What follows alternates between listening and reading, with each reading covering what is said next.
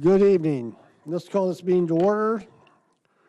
This is the second legislative budget hearing for FY19. It's Tuesday, August 28th, 2018. The time is 6:06 o'clock. Roll call, please. Anderson. Here. Clemens. Here. Clifford. Here. Court. Douglas. Here. Eisenman. Esri. Here. Furtado. Here. Goss. Here. Harper. Here. McGuire. Mitchell. Patterson. Here. Petrie. Present. Quisenberry. Rector. Rosales. Here. Storr. Summers. Here. Tinsley. Vachaspati. Weibel. Present, we have a quorum. Seek approval of the agenda and the addendum. Moved by Mr. Goss, second by Mr. Anderson. Any discussion? Seeing none, all in favor? Aye. All opposed? Motion carries. Okay, we're going to continue on budget presentations. Like last night, we're going to let Tammy speak about each department and all the budgets in that department until we're done, and we'll ask questions at the end. We have 55 different funds to talk about tonight, so remember that. So be patient, try to make your questions succinct so we can get to all of them in a relatively quick time. Tammy, you ready? Yes, thank you. All right. Before I start with the budget presentations, I just want to make the county board aware of some information that the circuit clerk's office provided to us. They notified us that on August 20th, the governor signed House Bill 4594. This is the Criminal and Traffic Assessment Act. And what it does is it streamlines, standardizes, and reduces court fees and fines in Illinois. Parts of the legislation are effective immediately, and changes to criminal and civil fees are not effective until July 1 of 2019. So I just want to make the board aware that the budgets that are prepared and presented tonight do not reflect the impact of this recently enacted legislation, although it appears that the majority of it will only affect half of fiscal year 2019. The Circuit Clerk's Office has done some preliminary analysis about the impact on criminal fees and fines revenues, but they're going to have to wait for the Supreme Court to determine which civil filings will be put in certain categories before they can do a more complete financial analysis. So I just wanted to preface the hearings with that information. And with that, we'll start with the Regional Office of Education. And the Regional Superintendent Jane Quinlan is here. Jane, would you please stand so they can put a face with your name?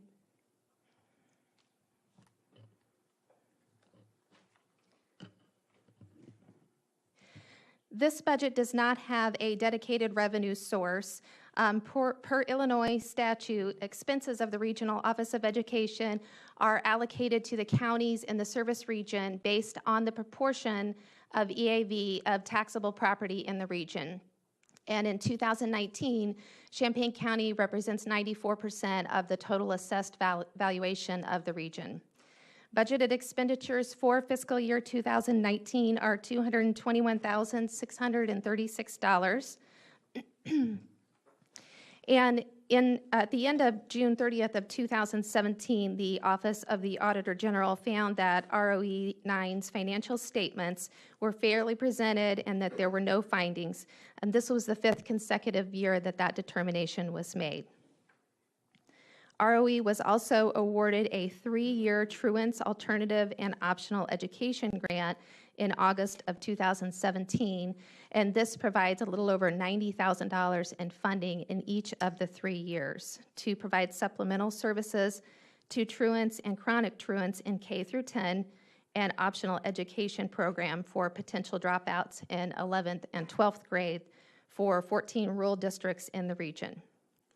The Regional Office of Education also distributes the school facility sales tax, and Ms. Quinlan has provided some information about that distribution that you can find in your binder.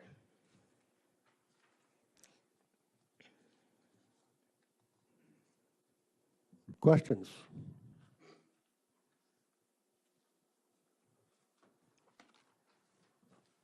All right. Very good, Jane. Tammy, move on. Next one is the extension education. The County Director, Ginger Bays, is here. Ginger, would you please stand? Budgeted revenue and expenditure in fiscal year 2019 is $439,412, and revenue comes from property taxes, which will increase 4.35% over the fiscal year 2018 extension based on growth allowed under PTEL.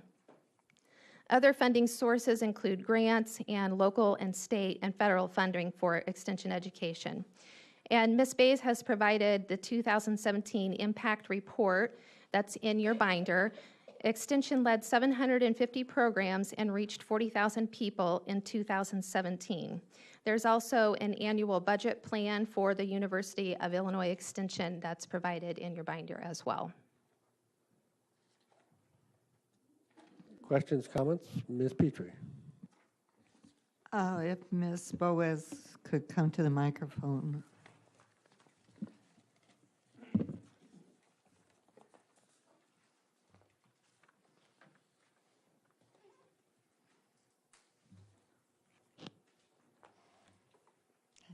Hi, how are you? Fine, thanks, Patsy.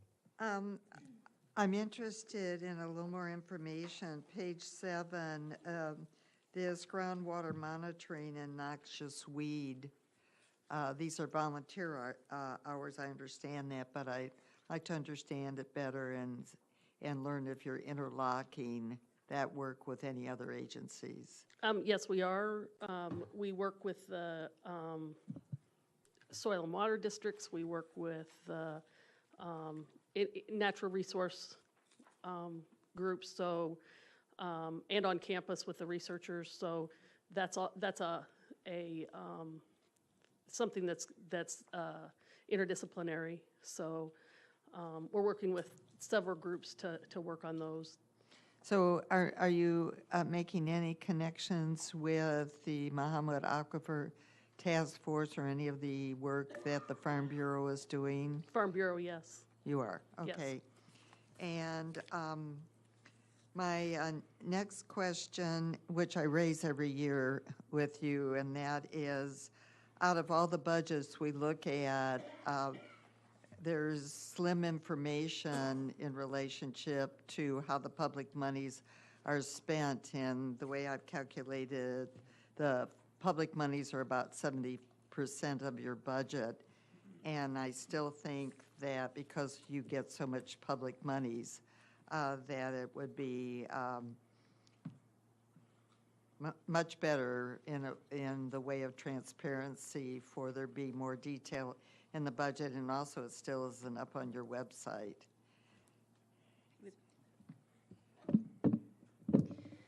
I do have as a handout for tonight, some additional information that Ms. Bays has provided, so I will pass that around. I can't speak to the website.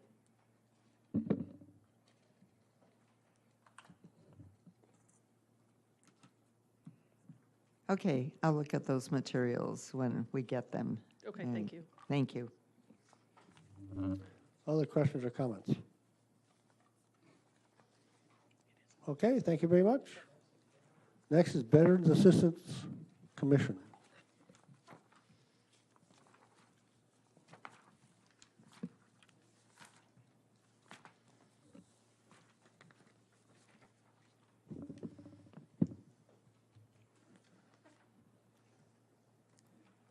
The Veterans Assistance Commission is the next budget, and Superintendent Brad Gould is here. There is not a dedicated revenue source for this budget. When donations are received, they are allocated to assistance for veterans. The budgeted expenditure for 2019 is $125,868. There is a small increase in software costs for the database for filing claims with the Veterans Administration. In conjunction with local businesses, a furnace was provided to a veteran in both fiscal year 2016 and 2017. In 2015, an automobile is being given to a veteran in need. and a $5,000 donation was received from Helping Hometown Heroes in this fiscal year. Also, VAC partnered with VFW Post 630 and the Eastern Illinois Food Bank to provide Food for Veterans partnership, which will continue in fiscal year 2019. VAC also worked with MTD to provide 3-year bus passes for all veterans, and the county appropriation for assistance to veterans is $80,000 in 2019, which is the same as it is in the current year, and I believe every fiscal year since VAC was implemented. Questions?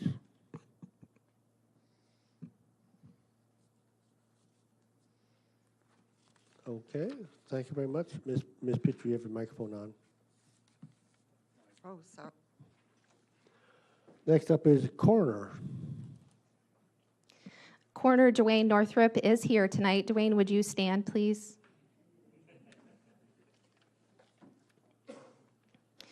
The budgeted revenue for this budget is $110,300.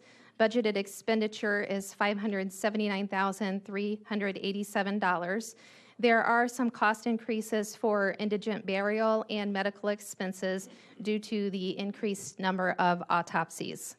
The office receives approximately 1,900 calls per year and does approximately 150 autopsies for Champaign County and about 100 for neighboring counties and hospitals. Grant funds from the Illinois Department of Public Health were used to upgrade facility security features and access in the current fiscal year. And beginning this year, the office also started transporting cadavers for the use of training new physicians at the U of I Medical School and at the New Carl, Illinois Medical College. Any questions about the cadaver service? Ms. Petrie? Well, it isn't about this, but I neglected to compliment the director of the VAC for doing so much with so little budget. Mr. McGuire? Had a question for Mr. Norfleet about the, come up here, please.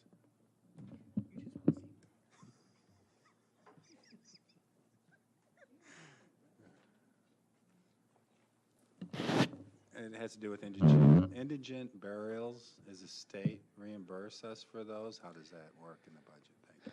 They don't currently. The state has never reimbursed the county for indigent burials. They typically reimburse individuals who qualify, family members or friends who pay for indigent burials. If the decedent qualified, they will reimburse them. We currently have one indigent person in the morgue now that I am going to attempt to bill the state for, because in the law it says a case that falls under the coroner will have them decently buried if no one comes forward or so forth. On cases that don't fall under the coroner's jurisdiction, those should go to the state. We have one in the morgue right now that this hasn't happened before, but it's not a coroner's case, but the person died and no one claimed them, and we had to go out and get them because nobody was doing anything. So we're actually going to attempt to bill the state for that one and see if they reimburse us. But the rest of them we don't typically get reimbursed for. How many do you have a year typically? I'm sorry, what's that? Over here, Dwayne. Yes. How many do you have a year typically?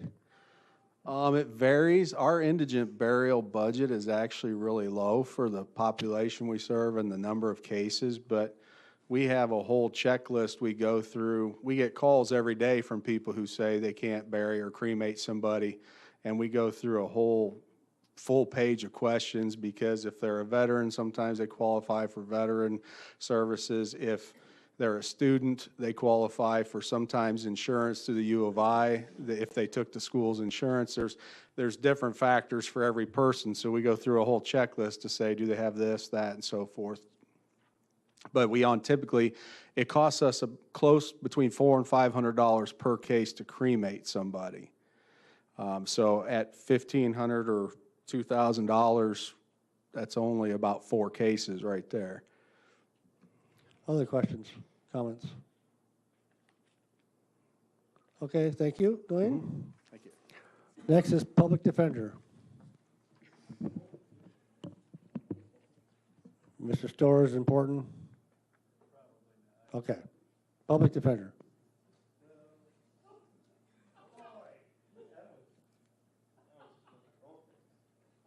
I gave you a chance. You said no.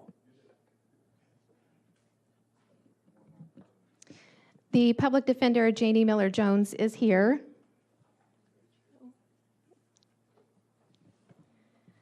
Budgeted revenue for this budget is just under $115,000 with budgeted expenditure at $1.13 million.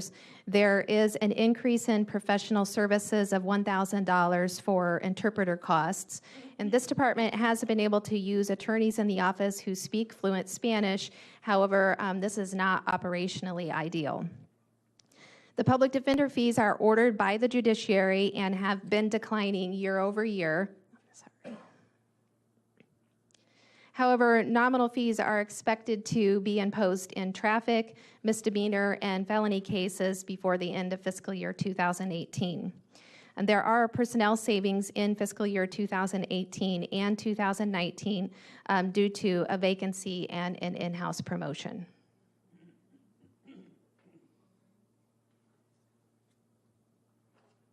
Questions, comments? Ms. Furtado. I see, so the professional services are where the interpretation is the $1,000, is that where Correct. it is? That doesn't, 1,000 doesn't seem like that much. I mean, you could blow through $1,000 in interpretation fees in a weekend. So is that, do you think that's going to get you through what you need, or do you anticipate you might be coming back to us? I anticipate that that'll get us through what we need. It roughly costs us $50 an hour for an interpreter, and we only need them for our office visits because the court supplies them for court purposes. And do you use a local firm, or who do you use for those services? It Or like depends, or an on individual? what kind of interpretation we need. Oh, Ms. Petrie. Hi, thanks for coming. If you had a wish list, this office is always very tight on personnel, and what was it last year or the year before, we've budgeted for your full-time investigator. Are there other staff that would help this office? Yes, our investigator was actually 4 years ago. We Oh, got was him it? in 2014. Time flies. It does. I would love to have a full-time social worker in my office if we could have one.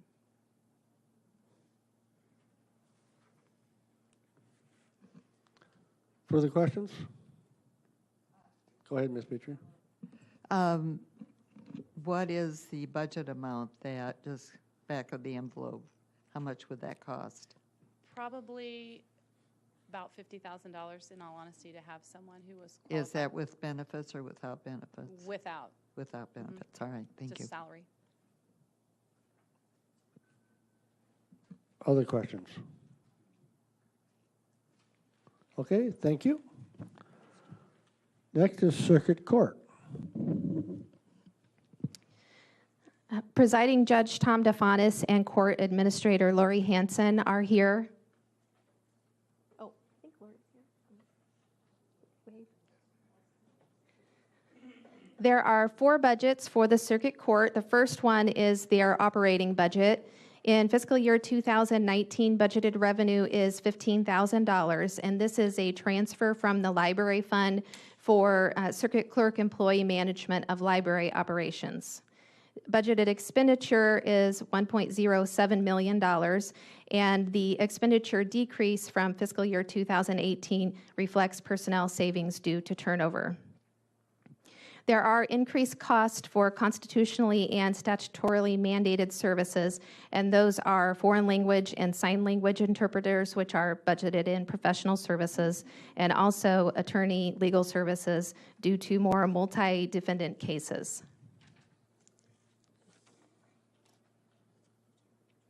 The Law Library Fund has budgeted revenue at $91,450 and budgeted expenditure at $90,540.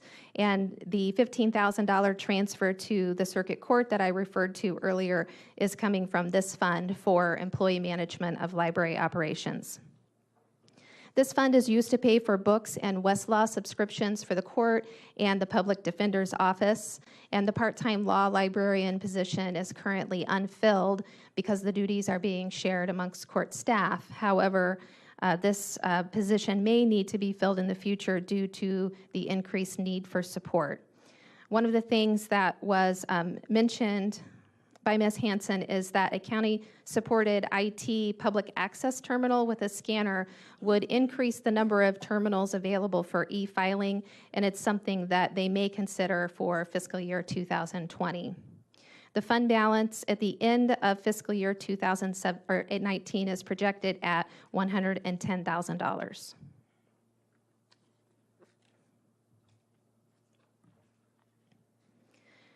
The Specialty Courts Fund has revenue in 2019 budgeted at $80,081. The majority of this revenue is a transfer from the Public Safety Sales Tax Fund, and the remainder is from court fees and charges.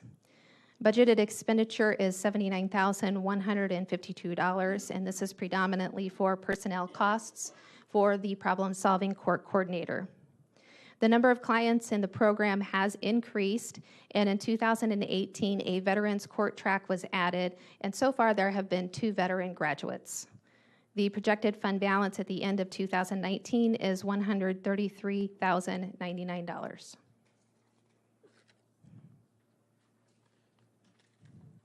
And the last budget is foreclosure mediation. Budgeted revenue is $16,000. The current filing fee is $75. However, there is an increase that is under consideration to $100. Budgeted expenditures are $24,815. This program sustainability is under consideration.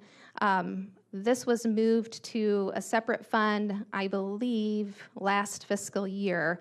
It was originally part of the general fund, and so now it is its own fund.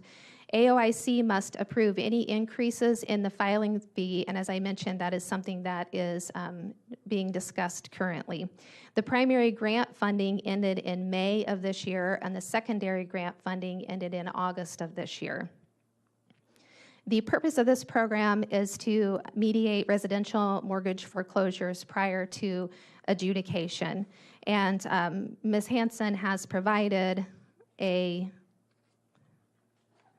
chart that shows what the residential foreclosure mediation activity is.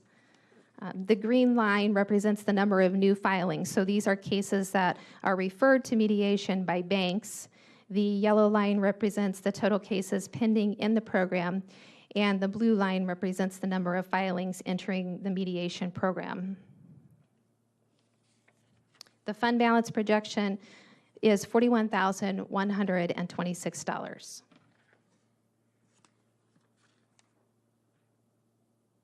Questions?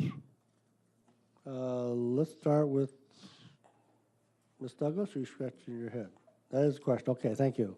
You faked me out there. Sorry. Ms. Douglas. This question is about the foreclosure mediation program. Is it under consideration to end it, or? The consideration is to increase the filing fee from $75 to $100.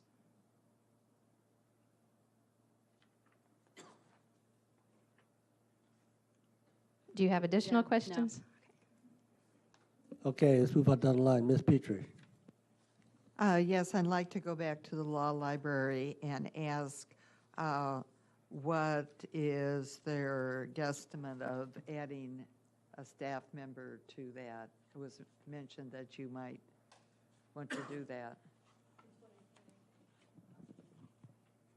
I'm sorry, what? Lori, you can feel free to come up. I believe that in discussions with Ms. Hanson, there was a possibility of maybe splitting an FTE between the Law Library Fund and the Foreclosure Mediation Fund, something that they are considering. Basically, you said what I would have said. Oh, okay, so is there money already there? You're just considering splitting it and part of it going over to the law library, or would this be an addition to your budget? It would, the money's already there, so no, we wouldn't ask for any more. That's what I Yeah, wanted to find yeah, out. All right, thank you. Mr. Storr? Thank you. I have two questions, since Ms. Hanson is there. One is, are your staff being updated and trained regularly? I think we talked about that once before. Yes, we did talk about that. We actually didn't put anything about training in this year's budget because everything was pretty tight with the mandated services we have to provide. So we're thinking possibly next year, as you and Ms. Blakeman and I discussed, thinking about doing some training for staff, but that we haven't had a chance to really go into much detail about that. Look forward to hearing about that next year. I have a second question, and it has to do with specialty courts. And on page 31, I was curious about how the specialty court picked County Board goal number 4 that supports balanced plan growth to balance economic growth with preservation of natural resources, how that fit in with the Champaign County Drug Court. Wonder if that could be elaborated.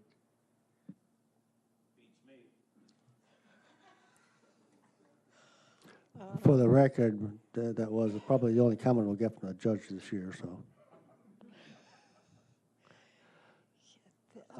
Ms. Furtado, do you have a question? On the data, back to the library, for this additional public access terminal, I know it's not till 2020, but you have a pretty healthy fund balance. Is that where you're anticipating that expenditure coming out of? Yes. Okay. All right, I have a question. Can you explain the spike in the green line? I can't, actually. I believe that there were just a lot more foreclosures Okay, all right, filed that quarter. okay. Obviously, you know, it's not really within your area. You don't have to know, but, Yeah. okay. All right, any other questions? Mr. Vachaspati? Quick question. Who pays this $75 fee that's being proposed to be increased to $100? The banks. Okay, thank you. Any other questions? Okay, thank you very much. Next is the sheriff.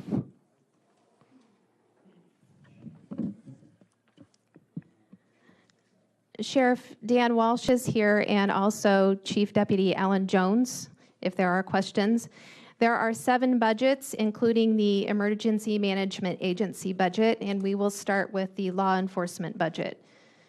In 2019, budgeted revenue is $1.9 million. The increase over 2018 is due to the Public Safety Sales Tax Fund transfer to offset MetCAD costs, which allows the county to increase its transfer to the Capital Asset Replacement Fund for facilities in order to meet the $1.12 million required by the 10-year capital plan. Budgeted expenditures are just under $5.6 million. There are increased costs for MetCAD in 2019. Also, the ARMS Law Enforcement Records Management Systems user fees begin in this fiscal year after the expiration of a 4-year no-cost agreement, which ended in July, and so they will be budgeted in fiscal year 2019. As we talked about last night, the Civil Process and Business Office software application, the Civil Process and Business Office is moving off of the County 400, and per Mr. Jones, this will position the county for future data sharing options. And the software as a service contract is budgeted in the Capital Asset Replacement Fund.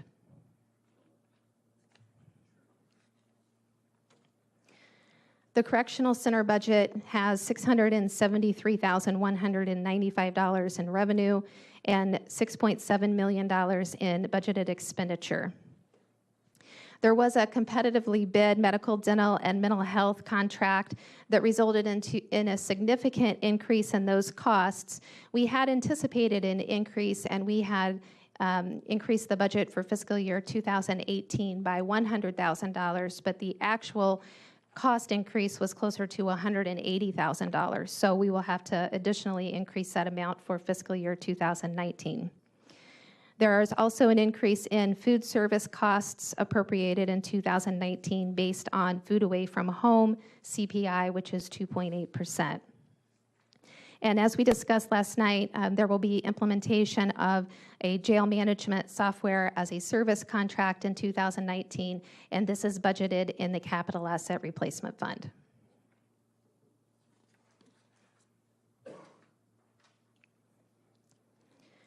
The Sheriff's Merit Commission has no revenue budgeted, and expenditure is budgeted at $19,141. The Merit Commission has contracted with the National Testing Network to provide continuous testing opportunities, and per the Sheriff's Office, this change is expected to dramatically increase the applicant pool available to the office and is a significant advance from the testing once every 2 years or as needed.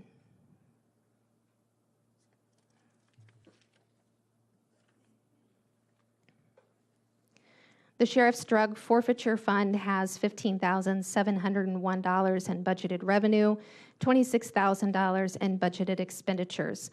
And these funds are used to obtain the latest technology available for drug interdiction and arrest. The fund balance at the end of 2019 is projected at $119,467.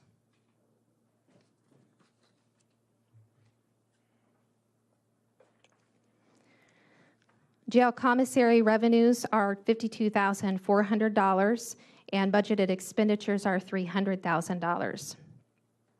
Commissary services are provided through a contract vendor, and these funds are used for detainee welfare. The expenditure budget has been appropriated to allow the sheriff to expend these funds if necessary.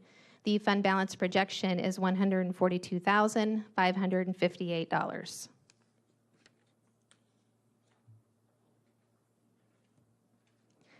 Jail medical cost budgeted revenues are $24,100 and expenditures are the same. This fund is essentially a pass-through fund, and the funds are transferred to the general fund at the end of the fiscal year to offset the costs of inmate medical expenses. The projected fund balance is $1,951.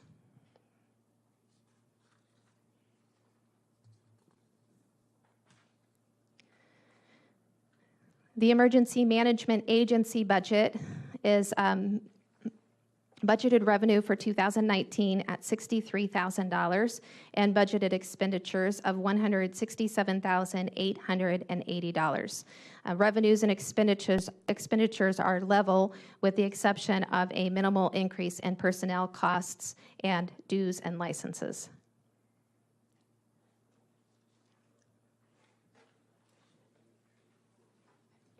Okay, questions? Mr. Storr. Thank you. I actually have a few. I took particular note of the quarter-time deputy for the drug court, and I wonder, having talked with some of the people involved with the drug court, why that couldn't be increased to a half-time person at least.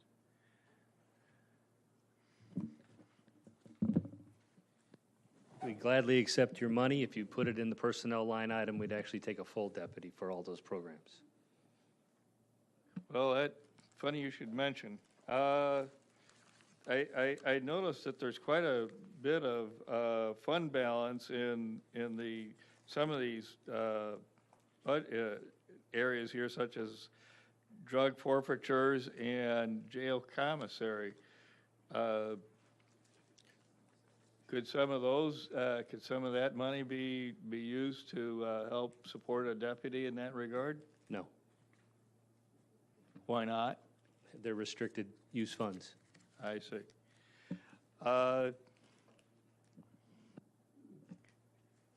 Is there money aside for maintenance and replacement of features such as the air conditioner at the county jail? Because there's been some problems with that over the summer. I would hope that if you're dealing with the facilities budget, that you'd actually include that. That's not our responsibility.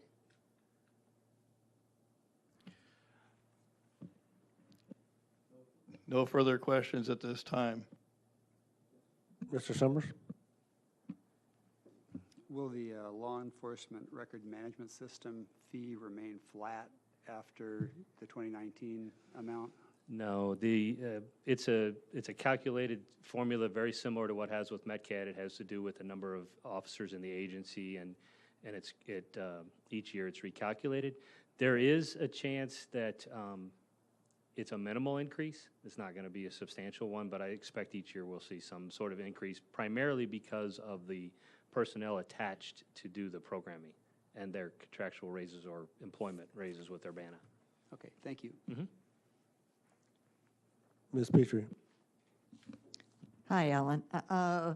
Could you talk a little bit about the increase in the mental health and medical contract, and is maybe one of my speculations that you've expanded the hours because that's been previous discussions, if you could go 24/7? Well, we definitely can't go 24/7, and it wasn't put out that way. It was a result of the RFP that we put out, and specific hours, and trying to accommodate both the needs that we had for staffing, primarily when the waking hours, if you will, and our high intake hours. And when it came back, the cost to get the staffing the way it was, we still don't have, we're not actually rely upon RNs all over the place. We're working with medical professionals at differing licensing levels, et cetera. But the cost to provide that, to deal with the prescription medications and the other medical issues with that, came in significantly higher than we expected. Okay, so this contract allows you to cover what percentage of time per day? I believe we're 6 a.m. to 10 p.m., I believe. Maybe Okay. not that late, but I think we were 12 to 14 hours is what we were shooting for. Yeah, and mental health is 84 hours a week. Yeah, mental health is a separate part of that, but that's okay, at the same okay. time. And so folding back to previous years when we've had these conversations during budget time, off the top of your head, do you have a guesstimate of what additional monies it would, yeah, he knows what I'm asking already. Yeah. Let me supplement what the chief had to say, because I was directly involved. Quite frankly, our vendor, before the last contract, did a market survey and came up with what they thought would be reasonable wages to attract competent RNs and LPNs. Right after they got the contract, Carl raised all their prices and all their wages and started offering huge bonuses. So a big part of the increase is simply to compete with the market here so they could hire people, because they really had trouble because they didn't know that was going to happen, and they underpriced it. That was a big part of it. This vendor is also willing to pay for all the medicine, which is another reason I think it went up. Well, your other question, we did ask them, give us a 24/7, and my recollection was it was another almost 600,000. Yeah, another 600,000 or so. And they don't cover all the medications, but almost every potential disease or ailment they would cover. Okay, that gives us some number to be working with.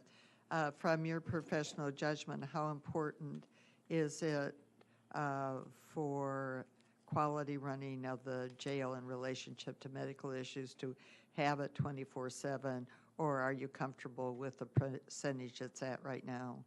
I think myself and any other sheriff would be more comfortable with 24/7 nurses, obviously. Quite frankly, our COs have been dealing with so many medical problems over the years, they've become quite attuned to knowing when they need to take somebody to the ER or when they need to wake a doctor up and say, hey, I got a problem. And if I could, I would add that, and as opposed to chasing the other 10 hours, I would propose that we be better off with appropriate housing and confinement situations for people that are in these situations. Yeah, well, that's the other part. That's part two of the conversation, right? No, I don't disagree. It's a continued conversation. I know it continues, but that's not going to happen yesterday's, so we have to work on next year and a couple years ahead. Okay, Thanks for the number, though. That's what I wanted to understand. Thank you. Other questions or comments? And I want to apologize for walking out. I meant no disrespect. We have a matter going on that either he or I had to deal with immediately, so that's why, and please don't take offense at me walking out. We understand that you are 24/7. Mr. Vashapati.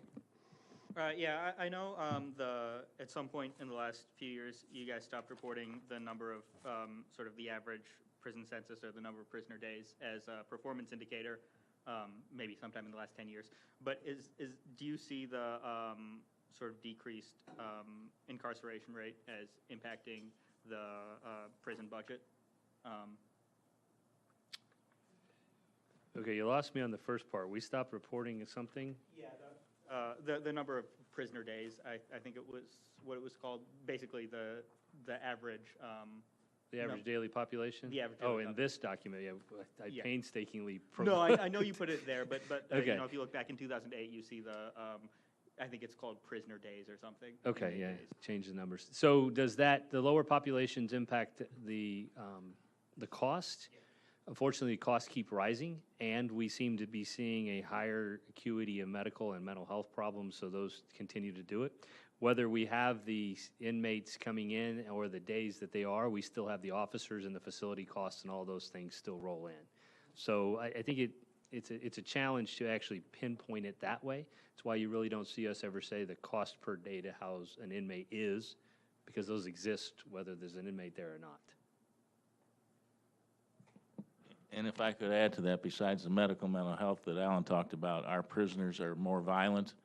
There's more gang is too strong of a word, but we can't put people together. There's more and more fights because they're shooting at each other and their relatives and their friends out on the street, and that carries back to our jail. Can I add two? Go ahead, things? Mr. Okay, I have two things. First off, in regards to the Merit Commission piece, I want to highlight the transition we made. Tammy told you about it, but I want to point it out.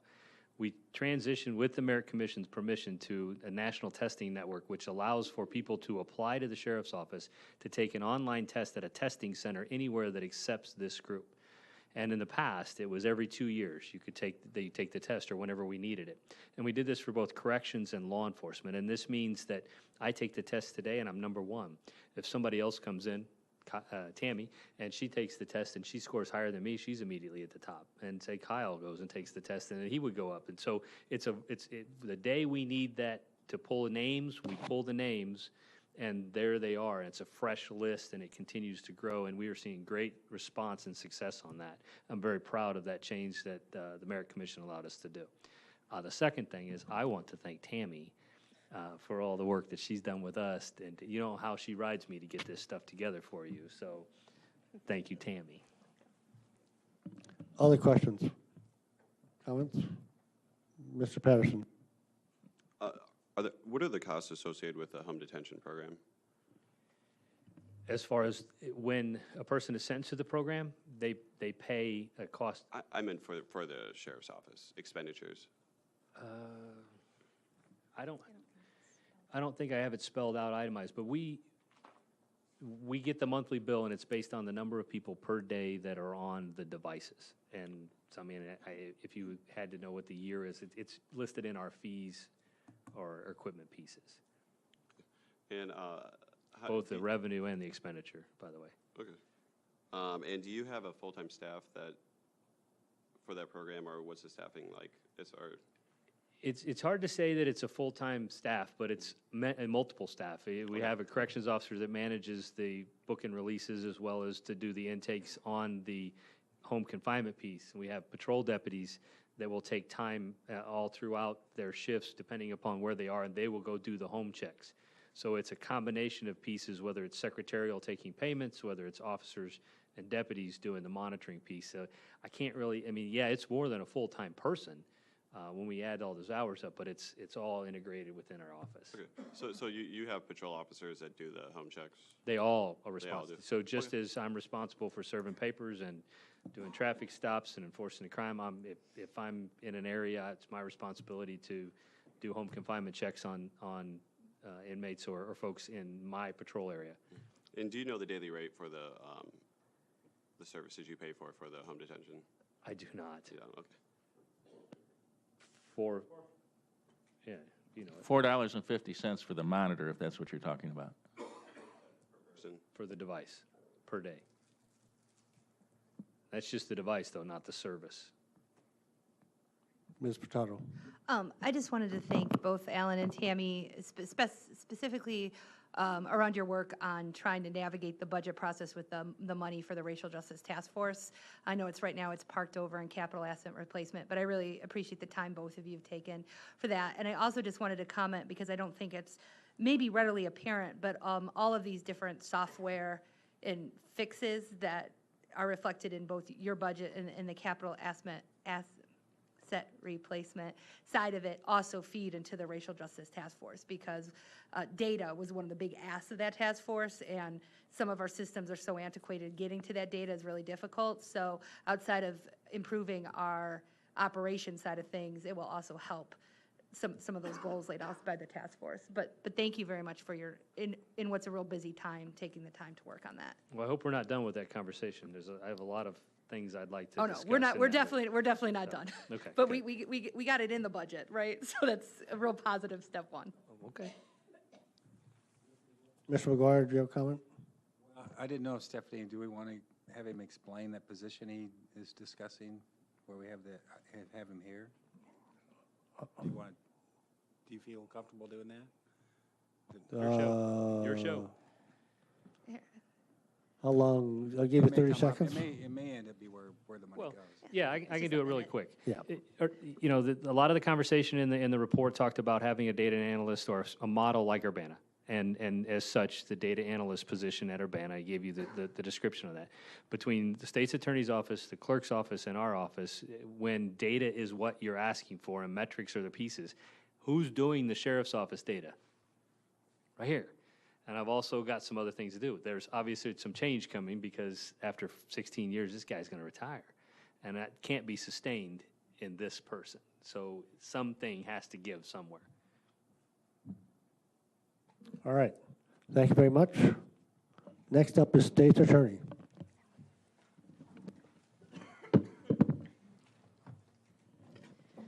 State's Attorney Julia Reitz is here, and there are 5 budgets for the State's Attorney's Office. The operating budget 080041 has $924,784 in 2019. The decline from 2018 is reflective of court fees, fines, and bond forfeiture decreases. Also, DCFS declined to renew the contract for the parental rights attorney, and that was budgeted at $36,000 in fiscal year 2018.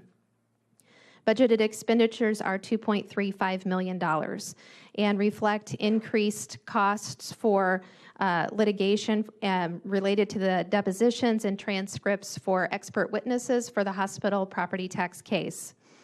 There is an increased transfer in the budget to the Victim Advocacy Grant Fund, because that grant was not awarded in fiscal year 2018, and at this time there is not a funding notice for 2019.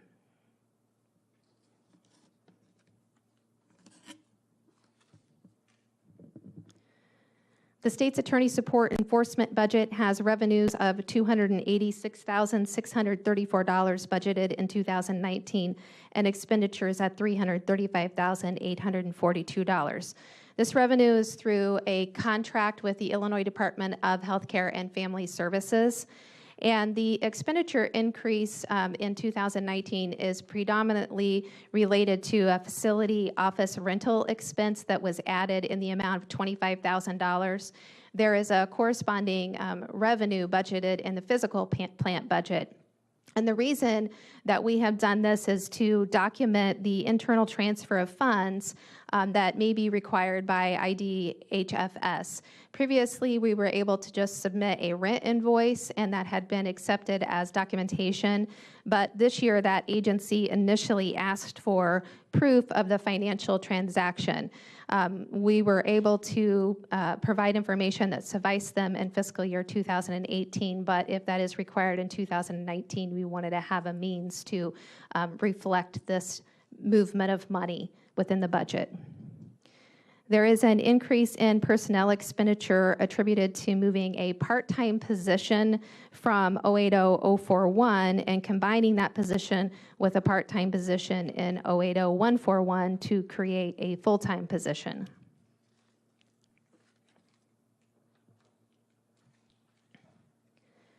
The state's attorney drug asset forfeiture fund has budgeted revenue of $24,275 and expenditure of the same amount.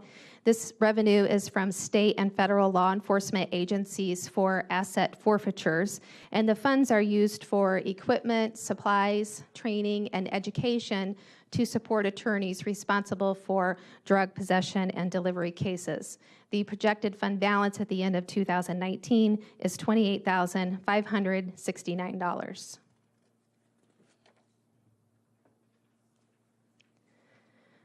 The state's attorney's automation fund has revenue budgeted at $6,050 and expenditure at $5,000.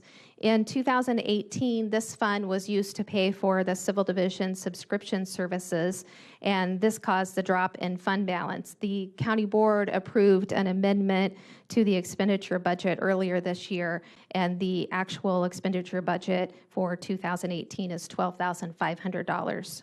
There are minimal expenditures planned for fiscal year 2019, and the fund balance projection is $5,617.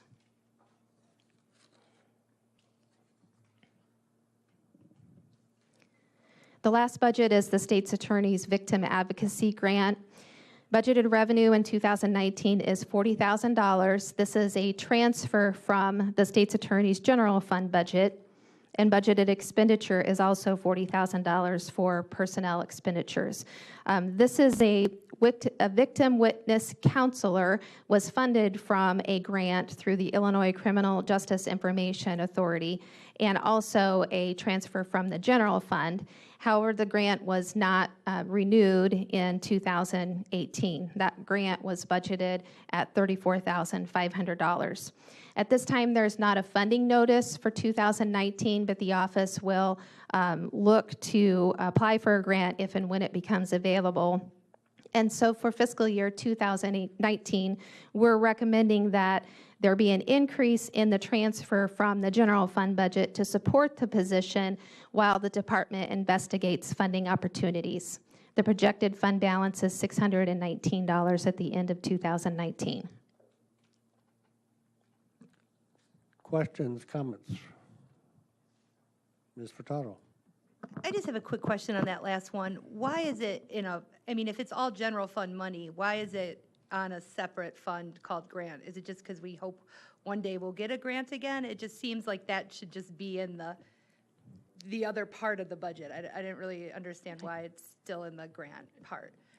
So if there is grant funding provided, then sometimes there are requirements of grants that the money has to be in a separate fund. And I know that Ms. Reitz would like to see this in the general fund, and in fact, that may end up happening in fiscal year 2020 if there is no funding identified.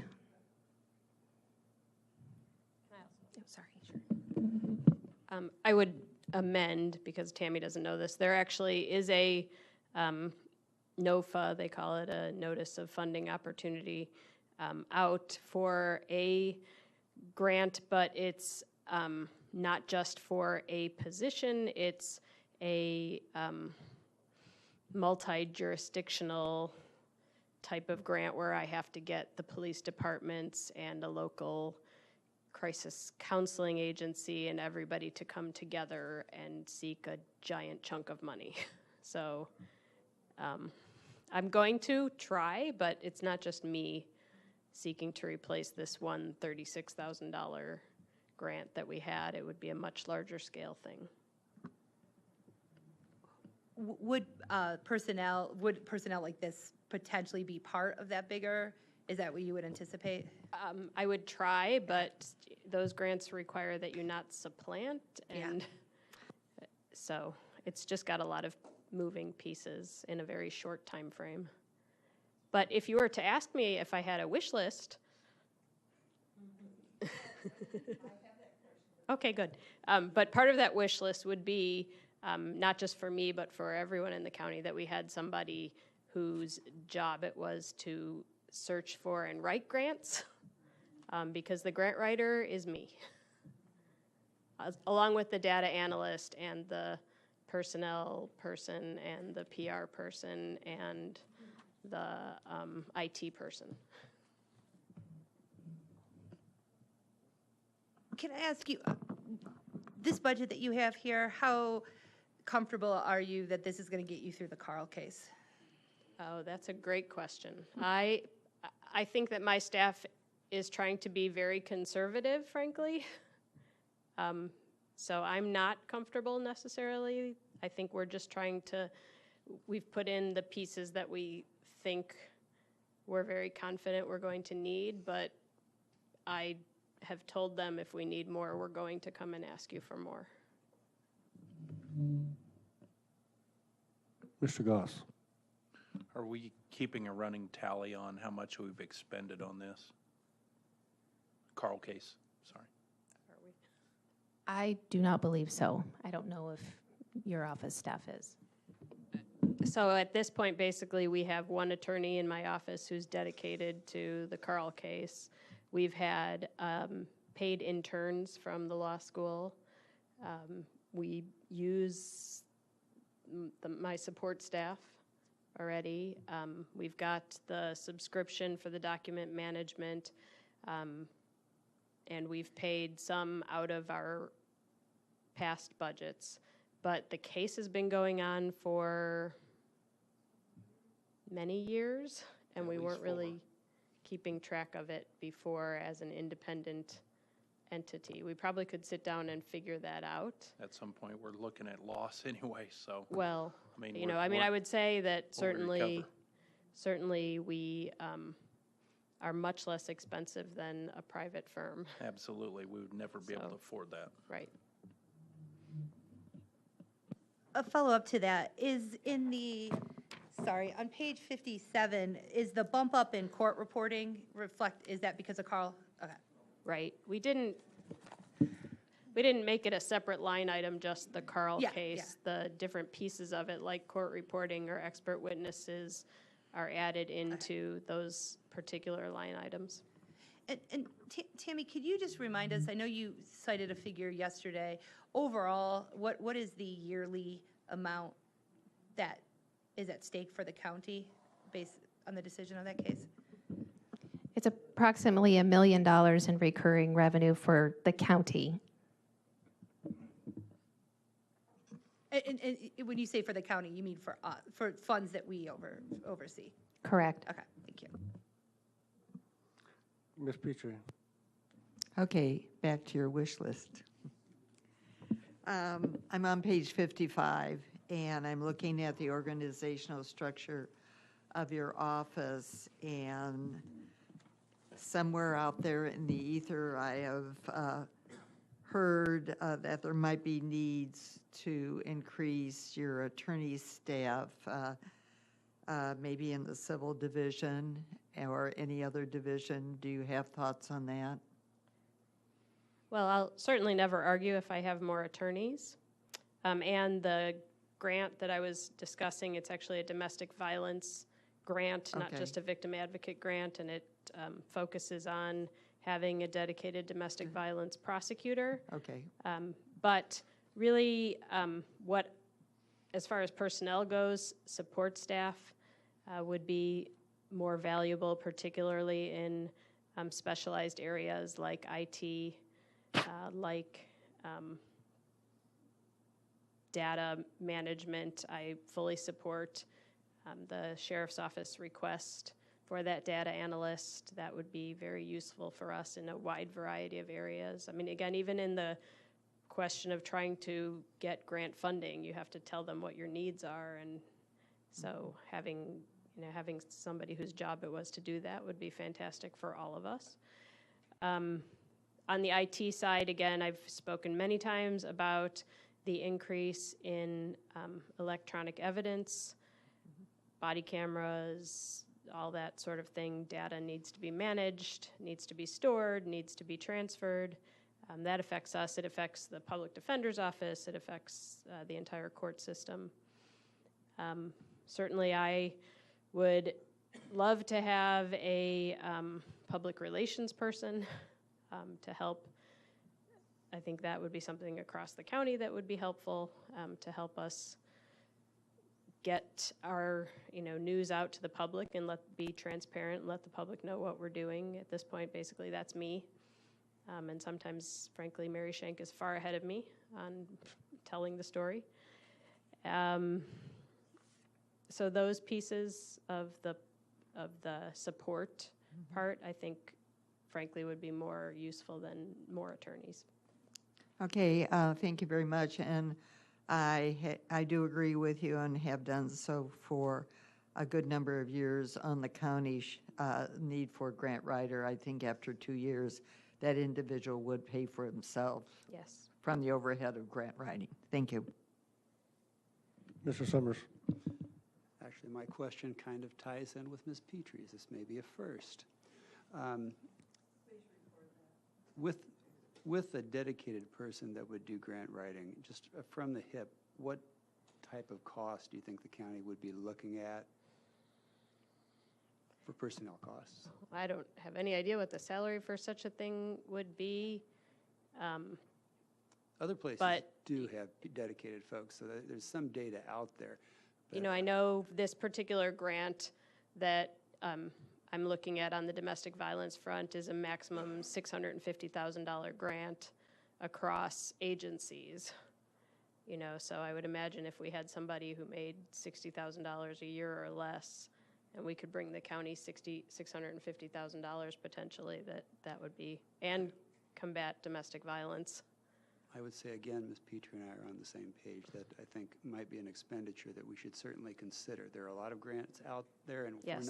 if we're not adequately pursuing them, then we're costing the taxpayers money. I agree. Additional questions, comments? Mr. McGuire. I might as well agree with everybody else, put that on tape. One of the things I do is look at the mugshots on the News Gazette website. It seems like a high percentage are domestic violence and driving without a license or insurance. So I think it's a major direction to go if you can do that. Thank you.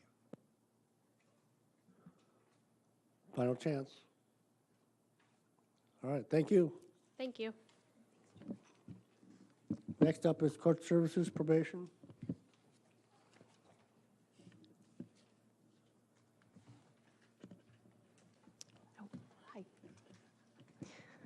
Director Mike Williams is here.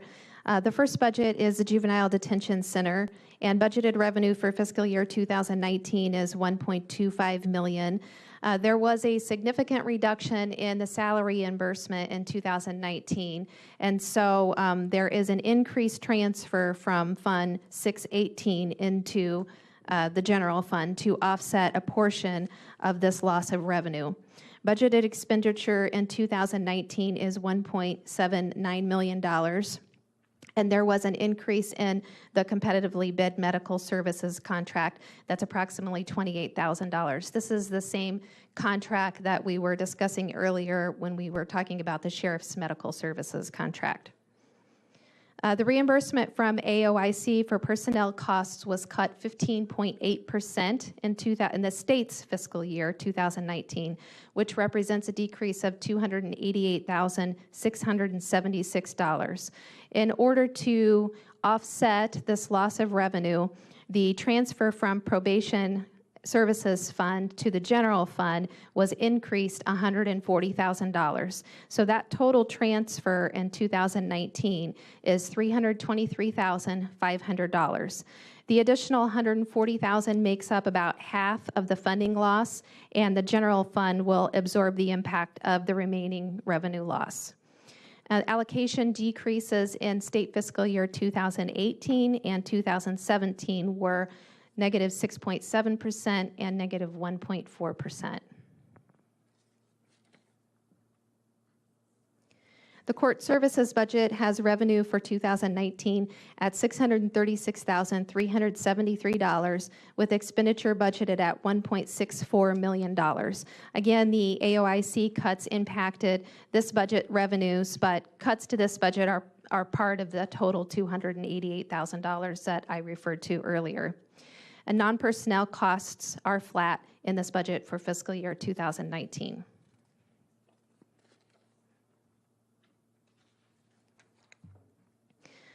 The Probation Services Fund has budgeted revenue at $410,000, budgeted expenditures at $740,500. There are increased medical supply costs for drug court client testing, and also, as I referred to earlier, the increased transfer to the general fund. After full salary reimbursement in 2015, the transfers from this fund to the general fund have helped offset the reductions in the salary reimbursement from AOIC. And you can see a record of those transfers for the last 3 fiscal years and what the anticipated or the budgeted transfer is for fiscal year 2019. The fund balance projection for the end of fiscal year 2019 is $1.13 million.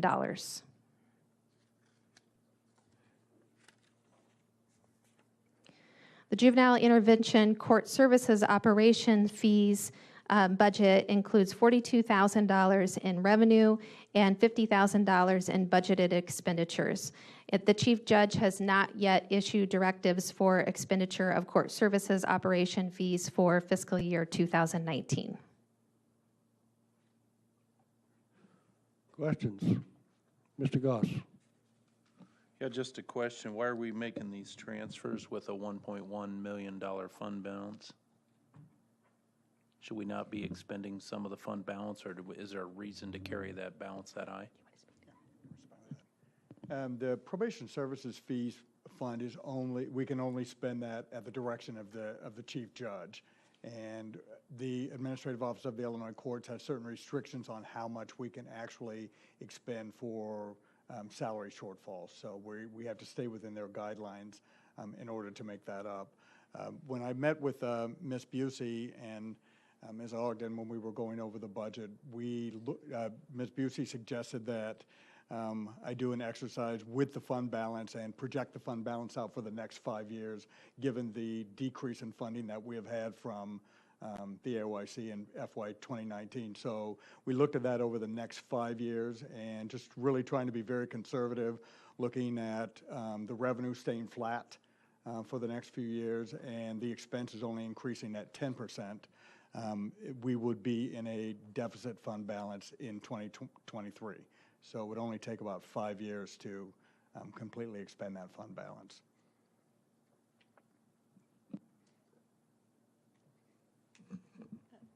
I would just add, this is actually a $330,000 expenditure from the fund balance in fiscal 2019.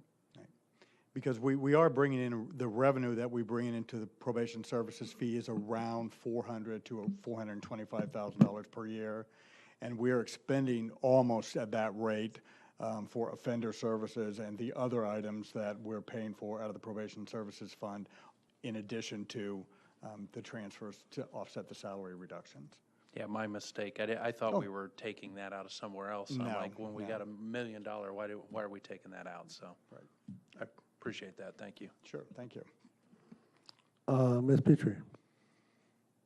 Good evening. Good evening. I'm back on page 74, the JD Center, and some of the programs that are offered and some that come from the ROE. I'd like to focus on the number 2 and number 4. I just want to make certain that the expense and cost of those programs are totally being funded from the mental health budget. Is that accurate? I'm sorry, Ms. Petrie, which ones? It's Parents with Love and Limits. Both of those programs are very expensive. They are very expensive. And yes, the amount that the Mental Health Board provides for those programs is what, close to about $400,000. So I just want to make certain that's covering everything and nothing, no additional monies. That is right, Ms. Petrie. We are not expending any funds for the Parenting with Love and Livings. That is an agency that's almost entirely funded by the Mental Health Board as far as I know.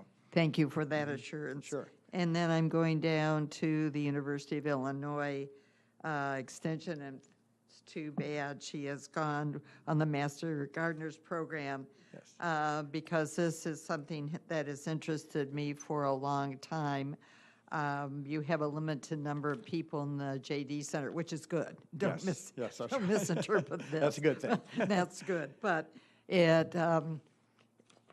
it would be wonderful if somehow the program actually got expanded and expanded over to the jail, because I've argued for a long time. You know, the jail in Chicago grows the food for that jail, and so it's something that I have wanted to see happen here for a very long time. Yeah, so. you're absolutely right. The Master Gardener program has a very long-standing relationship Yes. with the Juvenile Detention Yeah. Center, and they've just done great work with the kids there, and have taught kids things that they really aren't exposed to anywhere else. And a lot of the produce that's grown in the Master Garden at the JDC is being donated to the Daily Bread and I see that. the food. So Does the any of kids are it go- getting to give back to the community. Does any of it go to the Ready program, or is that only the food that's grown on South First? North First, sorry. I've never been made aware that anything that we have at our garden is going to the Ready program. To the So, Ready yeah, program. The Daily Bread and the Eastern Illinois Food Bank. Okay, thank you very much. Sure. Other questions? Mr. Storr? Thank you. Could you tell us a little bit about the Talks Mentoring Program and Reverend Harold Davis's program, please? Well, Mr. Storr, I do have to say, I don't know a whole lot about it, but it is, again, it's a program that's been in the community for a long time.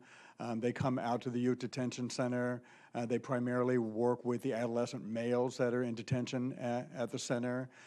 They work with them on helping them to make good choices and to make decisions that are going to affect their lives in a much more positive way than some of the decisions that they have been making. So, and they utilize mentors from the community so that these kids, when they are released back into the community, they can continue those relationships with them, and they can see these positive role models in their community.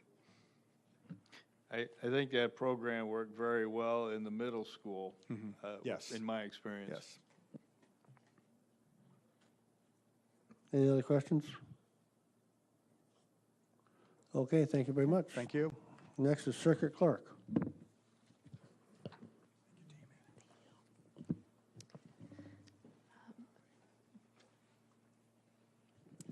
There are 8 budgets for the Circuit Clerk. Circuit Clerk Katie Blakeman and Chief Deputy Brian Kelly are here. The first budget is the clerk's operating budget. In 2019, revenue is budgeted at $1.57 million and expenditure at $1.19 million. There is a revenue increase budgeted in 2019, and that is related to civil case totals being slightly increased due to electronic filing. The Circuit Clerk's Office held the county's first amnesty week for outstanding criminal and traffic fees and fines in 2017, and this resulted in an additional $33,870 in revenue in 2017. This budget includes $50,000 for past due court fee revenues expected to be collected through the amnesty program in 2019. And the Amnesty Week is scheduled in 2018 for September 10th through the 14th.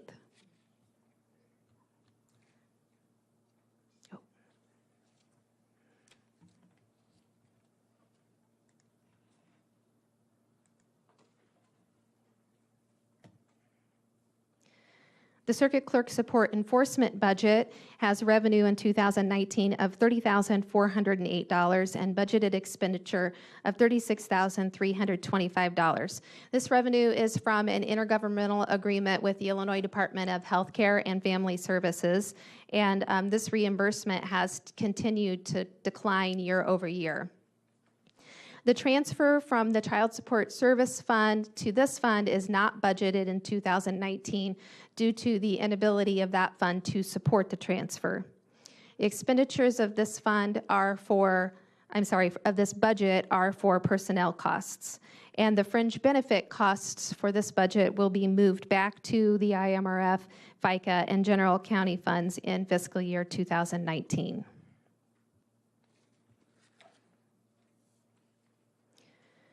The Jury Commission budget has no revenue and budgeted expenditures of $50,509.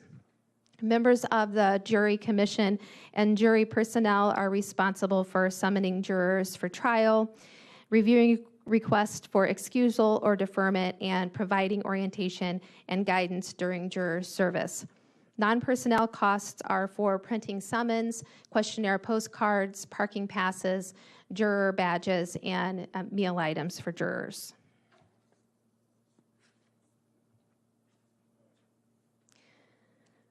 The Court Automation Fund has budgeted revenue in 2019 of $265,500 and expenditure budget at $263,633.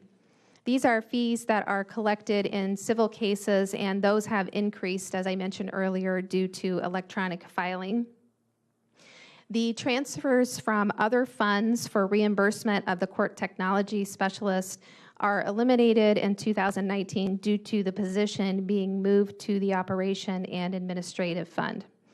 Moving personnel expenditures out of this fund will allow the fund to be used for automation programs.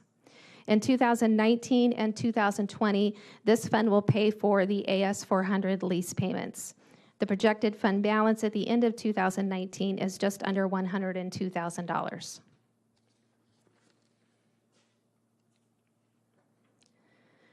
The Child Support Service Fund is budgeted in 2019 with revenues of $16,500, expenditures of $49,157. This revenue comes from a $36 annual fee that is assessed to the payers of child support, and budgeted expenditures are predominantly for personnel costs. There are no transfers to other funds budgeted in 2019 from the Child Support Service Fund because of the inability of this fund to manage those transfers. Revenues are generated through the fee are insufficient to cover fund expenditures, and the county will continue to draw on the fund balance in 2019, which is projected at $65,501.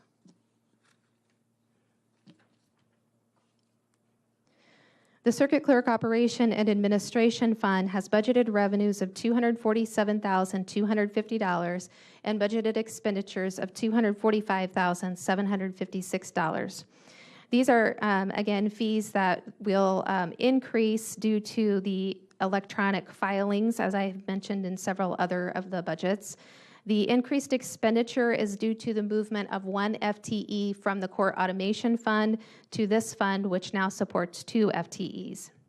The fund balance projection is $54,385.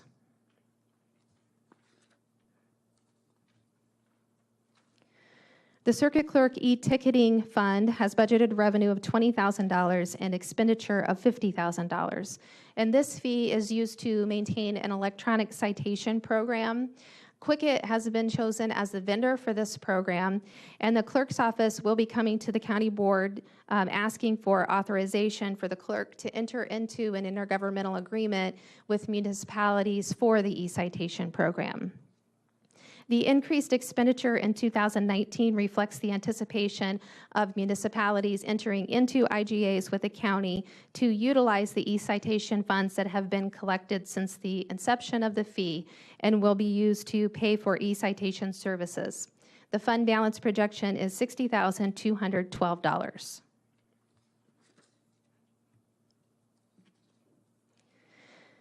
And the last budget for the Circuit Clerk's Office is the Court Document Storage Fund with budgeted revenue of $246,500, budgeted expenditure of $255,039. The Circuit Clerk's Office continues to renovate its space and implement new storage procedures as it estimates it's currently operating at 120% capacity in its evidence and storage room. This budget includes funding for the Champaign County Historical Archives at the Urbana Free Library, where a significant number of court records are stored and maintained. The fund balance projection is $78,751. Questions for Ms. Blakeman? Ms. Petrie? We were informed that a bill is just passed and you haven't had a chance to do calculations, but you've read it. I haven't read it, so I didn't know about it. But is your anticipation that it will increase or decrease? Which way is the curve going to go? Sure. So I believe you're referring to the Criminal and Traffic Assessment Act that was just signed by the governor last week. Yeah, so I actually serve as the legislative chair for the Illinois Association of Court Clerks. And this was an initiative that came out of a statutory task force enacted several years ago, and that task force met and assessed the way fines and fees in criminal traffic cases happen throughout the state, and because it is inconsistent and incredibly complicated, including little bits of money for all of these little fees like the George Bailey Memorial Fund, which is not referring to the movie, but rather some kind of fire prevention something fund. Yeah, no, it's an actual, yeah. So, and that results in defendants leaving the courtroom not knowing the full picture of what they will owe, and because it takes time to calculate exactly what they'll actually, what they would owe, depending on a number of factors. The impetus behind this bill was to clean that up and make it more consistent and straightforward. We have, as an association, been doing analysis on the various iterations of that bill. It's gone through many, many revisions, and I anticipate that it may see some more revisions in the veto session or in spring session next year. It does not go into effect until July of 2019. The way that we have been able to analyze it in its current form, we do see a potential increase in revenue for the county. However, it also includes the ability for judges to say, currently they'll say, here's a fine of $500 plus court costs. Well, this bill also would allow them to say a fine of, however many dollars plus 25% of court costs or 50% of court costs, depending on the defendant's ability to pay. So we really have no idea how that will impact our revenue. That would depend entirely on how that is implemented and how it is, who the defendants are at the time. So right now we don't have a good way of estimating what that will do to our revenues. So what we're going to do is just assume everything will be similar to the way it is now, and then assess as we are, after it is enacted, after it goes into effect, assess month by month what it's looking like. Although, as you may know, criminal and traffic cases often have a considerable amount of time to pay, so we wouldn't really see, it's going to take a few years before we'll see the true impact of this bill. But we'll just need to remain flexible, and if we need to, then we'll come to County Board for budget amendments for both revenues and expenditures. Thank you for the explanation. Just to double check my memory, the past couple of years, am I remembering correctly, that the amount generated through fees is on a downward curve? Is that still accurate? That's been a statewide trend, mostly because the number of traffic citations written in the state of Illinois have declined considerably. So in Champaign County, for example, in 2007, there were some 35 to 40,000 cases in traffic cases, and now we're down to 16,000. Now, I don't think there are 20,000 fewer violators in Champaign County. It's just simply the number of citations being written, and that's largely due to the state budget and the number of state police officers. So there are far fewer patrol officers in the state police patrolling. So and that's not unique to Champaign County. It's a statewide trend. So there, and, we don't have any control over that. So, yeah. Other questions? Mr. Storr? Thank you. I was rather surprised to see such a large amount of paper that's being stored both in the jail and in various places around the courthouse and elsewhere. Is there any hope to kind of move to more electronic storage, especially archiving? So we would love to move to a more paperless form of storage. We do scan everything that's filed. Everything that's filed in criminal and traffic cases right now is still filed on paper, as the mandate for electronic filing only applies to civil cases. So civil cases are now are mandated to be filed electronically and have been since January of this past year. But we do still print those filings to deliver them to the courtroom. We would love to discontinue that practice. I don't believe we have the IT infrastructure in place in the courtrooms at this time. I think there's a lot of steps that have to happen prior to that. As far as archival, the Supreme Court manual on record keeping tells us how long we have to keep paper and what we have to do with it. It's a general administrative order from the Supreme Court, so we can't just say, hey, we have all this paper, let's get rid of it. There are procedures that we have to follow. When it does come up for destruction, the state does still require us to have those cases microfilmed. And one copy of the microfilm goes to the state archives and one stays with us. We do digitize those records at the same time so that they're more accessible. So people who want to view them don't actually have to use a microfilm machine to view them.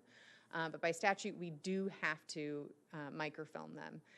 We are often asked why, but if you think about the way digital records are stored and how that storage medium changes so rapidly, if we had stored everything on floppy disks, 20 years ago, the data conversion costs would be astronomical, and most likely all of those records would be lost. So we do still microfilm them. But yes, right now, all of our active cases do have to remain on paper in order for the courtrooms to function at this time. Ms. Douglas? Kind of piggybacking off that, I noticed you said if allowed to go paperless. Do you mean, do you have to request that from anybody, or just a decision you make? So right now, the judiciary prefers paper. And as I said before, I don't think we have the IT infrastructure in place in the courtrooms, though we do have computer terminals. The accessibility, there's often times where a computer goes down, the internet goes down, and then if the paper were not in the courtroom, they would know they'd have to stop court and they would not be able to. Right. The Macon County clerk went paperless, and full disclosure, I ran both foreclosure mediation programs in this county and that one, and it caused a bit of a mess when they went paperless, and the administrator for the foreclosure program no longer had access to the court record, because you need to be able to see what kind of mortgages they are to advise the people. And so if you do go paperless, I highly recommend that you have, because I know you were here a few weeks ago asking for the Research Illinois, is the statewide digital repository. And not just for attorneys, but for the public to be able to see it as well, would be So very important. That's when part of the implementing reason I that. say right now, we're not quite ready to go paperless. I would love to. We have a full-time staff member whose whole job it is to pull files and deliver them to the courtroom. I would love to take that position and have that person do other things that we desperately need assistance with. But just right now, I don't think we're quite ready. And the state's not quite ready either. So Research Illinois is the new digital repository for court records for civil cases that's been launched by the state. Right now, the Supreme Court electronic access policy only allows for attorneys of record on the case and the judiciary to have access to that system. They are hoping in the September session of the Supreme Court to pass a new electronic access policy that would allow us to expand access to that system. But we do, in Champaign County, have a little bit different system in that our court case management system is accessible to the public. And we do have the ability for people to view those from our file viewing room, and not yet remotely, but per the Supreme Court rules, but at least in the courthouse, there is an ability for people to view those files electronically. So I know you say that there's been a slight uptick in civil cases with the e-filing. Mostly from Chicago firms dumping small claims cases on us. So they can file hundreds of cases at once now instead of just, they can file lots more cases. Is it kind of leveling off, or you still see the same uptick? I haven't really seen any leveling off yet. Not yet. Interesting. It may have peaked earlier, but it's still higher than it was last year. Yeah, so Chicago firms can now practice in any county in the state in a way, so they can set a series of hearings for one day, they can come down for a day and have all those cases disposed of, and so they can take larger banking clients and dump those cases on us. And then, final question. Under the court budget, they were talking about maybe getting a computer and a scanner for e-filing. Are you doing that on your own right now? So we have a whole file viewing room that Right. has computer terminals for people to e-file from, and we have 2 scanners.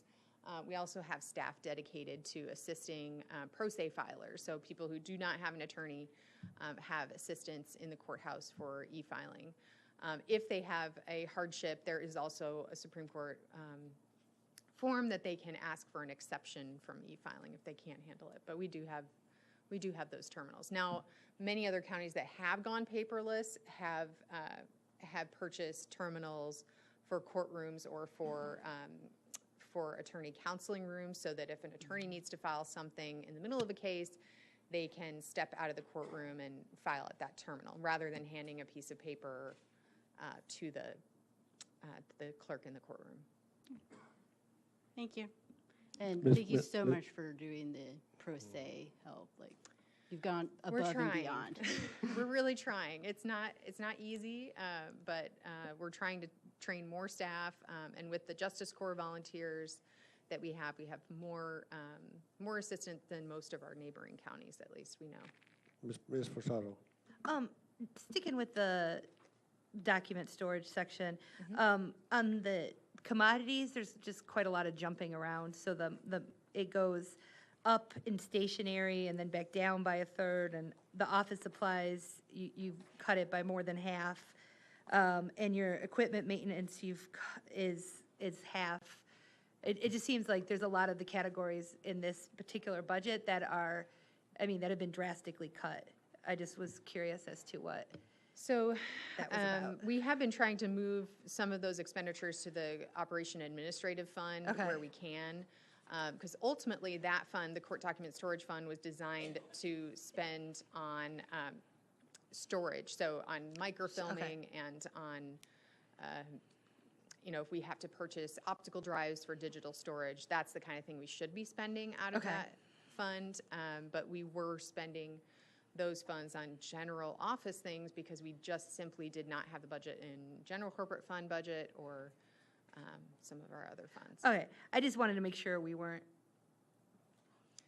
underfunding. I just noticed there was quite a few drops in this, Ryan, do you have anything to particular add one. to that?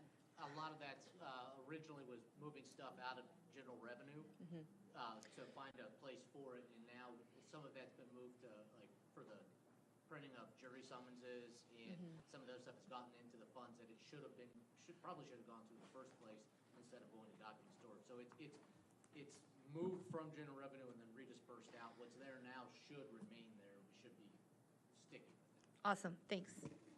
I'll add to that. I think some of that was work that you did with the auditor's office, correct? Yeah, make sure we were in the right statutory fund. Other questions? Mr. Patterson. It mentions that fees collected in civil cases have increased due to electronic filing. What's the relationship between the increase and it being electronic? So electronic filing means that, so rather than coming into the courthouse and filing the paperwork or mailing it, the attorneys can file electronically remotely from 24 hours a day from any location.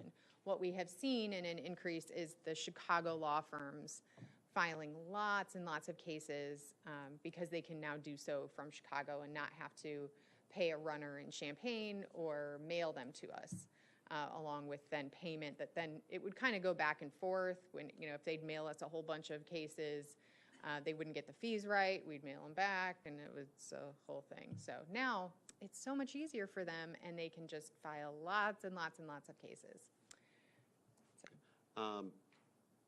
For your Amnesty Week, what type of an increase do you see in fee payments? Like, are you able to associate like a dollar amount to? So last year, I would say, well, what came to the county was about $33,000. The total amount of receipts were around 100, maybe 100. It was about 120,000 total that was collected last year on 160 to 170 individuals that were able to come in. Yeah. So, as with any case, not all of those fines and fees stay with the county. A lot of it goes to the state or to the municipality who wrote the citation in the case of a traffic case. What we really saw an increase in was a number of people paying off traffic cases that were holding them back from getting a driver's license. So we issued, how many was it? 130 pieces of compliance paperwork, which meant that all of those individuals were able to go immediately to the Secretary of State's office, to the DMV, and get a driver's license back. So that's 130 fewer people who might get arrested for driving unsuspended or revoked. So we're hoping to see we are hoping to see a larger number of people participating in the program this year. The MTD very graciously offered free advertising for us. So we had some bus boards printed, and they are up in MTD buses, I think in 75 of them. They've been an excellent partner for us, and so we're really hoping that we see an increase in that this year. Last year was the first year we had no idea what kind of participation we would get. And we actually had people on the first day saying, we didn't think this was real, but we came in, and then they told their friends, and their friends came in on Friday. And so we're hoping that we see an increase every year in the participation in the program. So you said it was about 120,000 for the week total. How does that relate to a normal week? Oh, that's a good question. And that's just those cases. So. Oh, so 120 is just. Oh, that was just those cases. Just the Amnesty. Yeah, just the Amnesty Week cases. We had our average revenue on top of that. So, I'd have to run those numbers, That but. would probably be at least a couple of weeks, if not a month. Yeah, but then there were some really large cases paid off. I mean, somebody paid off a $15,000 case. They saved a considerable amount in collection and late fees. So for that individual, they saved quite a lot. I hope, it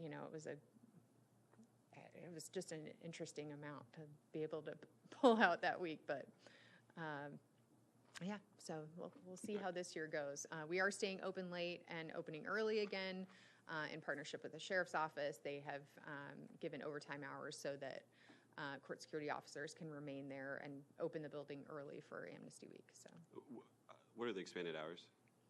7:30 a.m.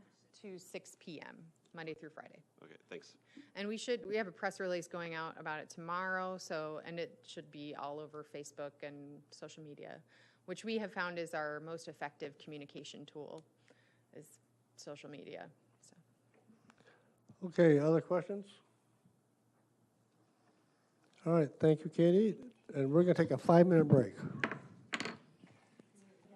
All right, let's get back to order here. Let's see, 1, 2, 3, 4, 5, 6, 7, 8, 9, 10, 11, 12, 13. We have a quorum.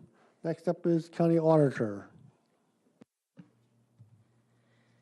This is how I feel about the legislative budget hearings being almost over. That was our cue to break, but Chair Weibel beat me to it. I apologize. Auditor Diane Michaels is here. Diane, would you please stand? And there is one budget for the auditor's office with revenue in 2019 of $177,431. The accounting fee revenues that are in the budget for 2019 include the outstanding balances that have been billed to the nursing home for prior fiscal years in the amount of $66,931. The county may or may not receive this one-time revenue if the nursing home continues to bring in revenues for prior services that have been provided. Then there's a potential for this bill to be paid to make the auditor's budget whole. Budgeted expenditures for 2019 are $395,113, and personnel expenditures in this budget constitute 97% of the total budget. The appropriation for bank fees in the auditor's budget is eliminated in 2019 because those fees will be paid from the treasurer's budget. There is a small increase in expenditure appropriated for conferences and training as seminar costs have risen and the continuing professional education requirements by statute for the auditor are 20 hours and 40 hours for the chief deputy auditor. Questions for the auditor?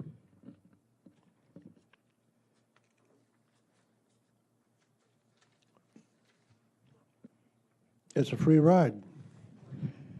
Next up is Board of Review. The chair of the Board of Review, Zebo Zeeby, is here. Zebo, would you please stand? Budgeted revenues in 2019 are $0. Budgeted expenditures, $135,105. Expenditure increases reflect wage increases based on the non-bargaining salary recommendation. And the Board of Review anticipates receiving 1,300 assessment complaints in fiscal year 2019. Questions? Let's go with Mr. Mitchell first. Nothing other than they're open, until the 10th of September? So if you have any complaints, be able to get them in there before then. Thank you. Mr. Goss. The 1,300, is that an increase or about normal or? About normal. Okay. All right, thank you. Ms. Petrie.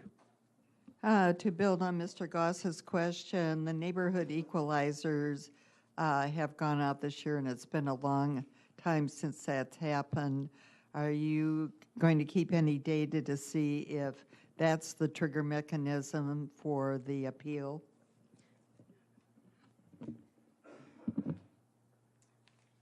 Would you mind repeating your question? I'm sorry.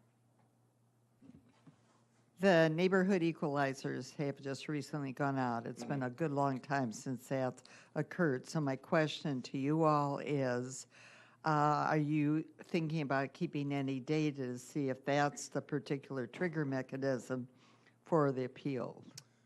We haven't so far. They have done neighborhood factors previously, and they do, obviously, any notice that a homeowner receives reflecting an increase in their property assessment does tend to increase appeals, but we have not kept data in regards to what that increase would be. That might be interesting, especially, well, in my area, we haven't had one in years, and then all of a sudden, boom, so, and then it's a big jump. So I'd be interested in that kind of data. Other questions? All right, thank you very much. Thank you. Next is Supervisor of Assessments. The Supervisor of Assessments, Paula Bates, is here. Paula, would you please stand? Budgeted revenue is $42,200, expenditure $382,719. The 2019 budget does reflect increased publication costs, which are estimated based on the number of parcels in the city of Champaign, which is the largest district in the annual quad. And also an increase in publication cost is expected because of other changes by township assessors. The Supervisor of Assessments office is continuing the Apex parcel review. And for those of you who aren't sure what that is, basically the property record cards are scanned and sent to Apex, where they are compared to the GIS layer for discrepancies. And there were 1,790 parcels sketched in 2018. This resulted in $1.3 million in EAV being added to the tax rolls and $40,580 being removed from the tax rolls. In 2019, another 1,790 parcels are projected to be sketched. Questions?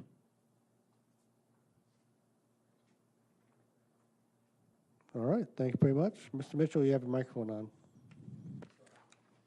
Next up is County Clerk. County Clerk Gordy Holton is here, and also Matt Grandoni, who helped prepare the budget as well.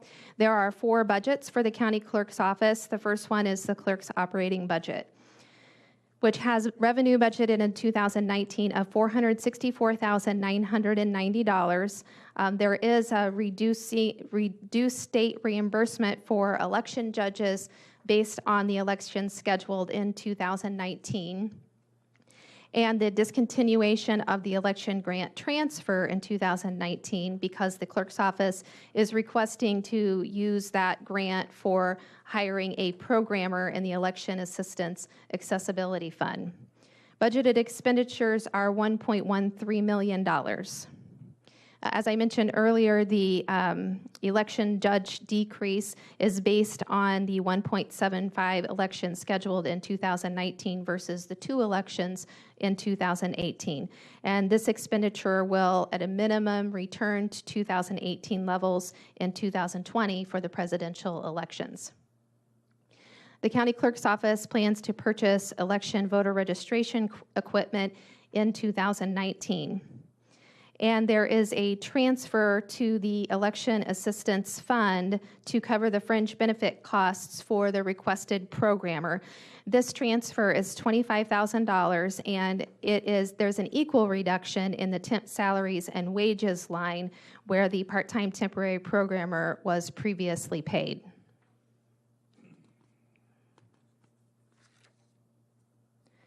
The county clerk surcharge fund has budgeted revenues and expenditures of $12,000. This is a pass-through fund for payments to the state for marriage and death certificates, and revenues and expenditures have consistently been between $11,000 and $12,000 since fiscal year 2014.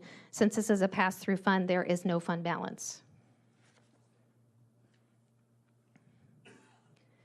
The Election Assistance Accessibility Grant has budgeted revenues of $125,000. The grant portion is $100,000. The State Board of Elections grant has an available amount of up to $100,000.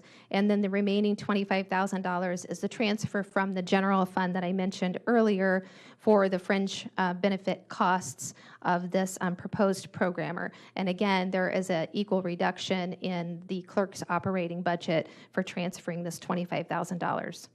Budgeted expenditures are $124,552. And as I have stated, the clerk's office is requesting to hire this programmer in the clerk's office to rebuild a new voter registration system. The fund balance projection at the end of the year is $5,689.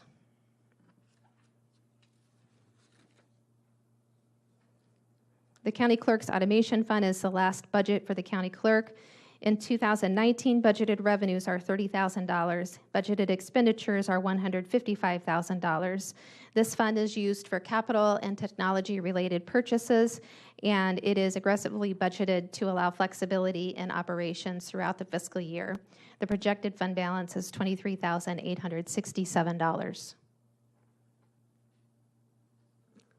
Questions? Mr. Bashapati. Yeah, sorry, I'm just a little confused about the voter registration system. Is that related to the, the OVA registration system, or is that related to the paper forms, or? So our voter registration system is unique in the state of Illinois in that we programmed it in-house. We save a couple of $100,000 a year doing that instead of using a vendor-provided solution. It's the voter registration system that we use to process all the voter registration records that we have and perform a number of other election-related functions. So it's for online voter registrations, paper forms, the whole kit and caboodle. Okay, so this is like used internally. It's not a voter-facing thing. Correct. The online voter registration system in the state of Illinois is only allowed by statute to be provided by the State Board of Elections. We are not allowed to offer online voter registration through our office. Okay, thank you. Other questions? Mr. Patterson. What is 1.75 elections? What does that It's mean? really 1.5. It's in case we have a consolidated primary in the city of Champaign. Okay. Anybody else? All right, thank you. Next is the treasurer. He's back, okay. We'll go ahead and skip to the recorder's budget. Mr. Farney's on his way back. And Recorder Mark Sheldon is here. Mark, would you please stand?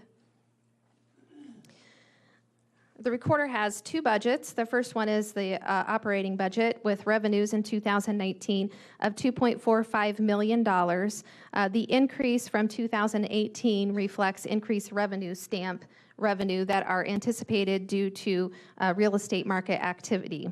Budgeted expenditures in 2019 are $1.35 million, and the increase in expenditure is associated with the increase in the revenue stamp revenue because 2/3 of the revenue stamp revenue is submitted to the state.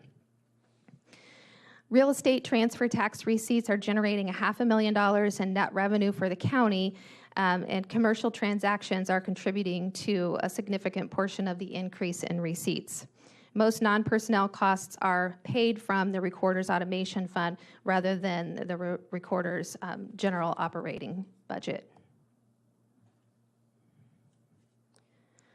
The Recorder's Automation Fund has budgeted revenue of $181,000.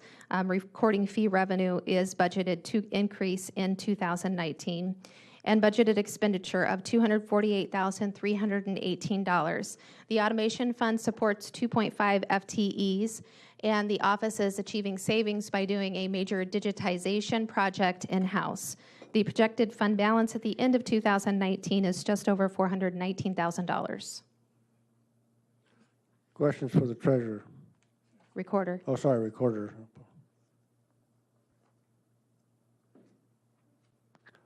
All right. Seeing none, let's move on to, let's snooze you lose, so go on to planning and zoning. Oh. Mr. Storer, what do you want?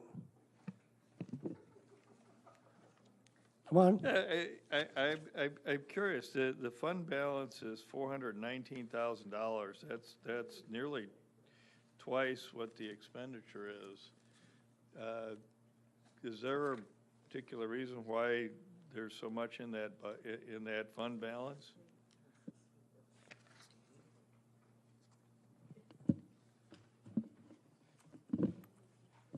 We kind of talked about this in the past. So what has happened is the automation fund is set up to receive money to take documents that are currently in paper format and move them into digital format. And so what's happened is it's kind of had a lot of ups and downs. So there'll be times where there'll be no major expenditures, and other times, for example, Barb spent, I think, $50,000 chunk in 2016, just taking a set of books and having them move to digital format. And so now, so what's going on is we're running a deficit because we're paying so many of we moved 2 full-time people from General Corp into the automation fund. So we're running a substantial deficit right now. But even at that, the reason why the balance was brought up is to do so many of these digitization efforts. Then we talked in May, we've got a program where we're doing a lot of this in-house in a way that would have been contracted out. What I showed you in May was basically a $450,000 proposal from somebody, which is what's happened. For example, in McLean County, they don't have anything like this because they wrote a check to somebody using their fund balance. Actually, they're paying annually, they're paying off a debt, actually. This will continue under what we're doing right now. This is going to continue to drop every year for the next decade unless something dramatically changes. I don't think that's happening. So, any other questions? All right, thank you, Mark. Let's move on to planning and zoning.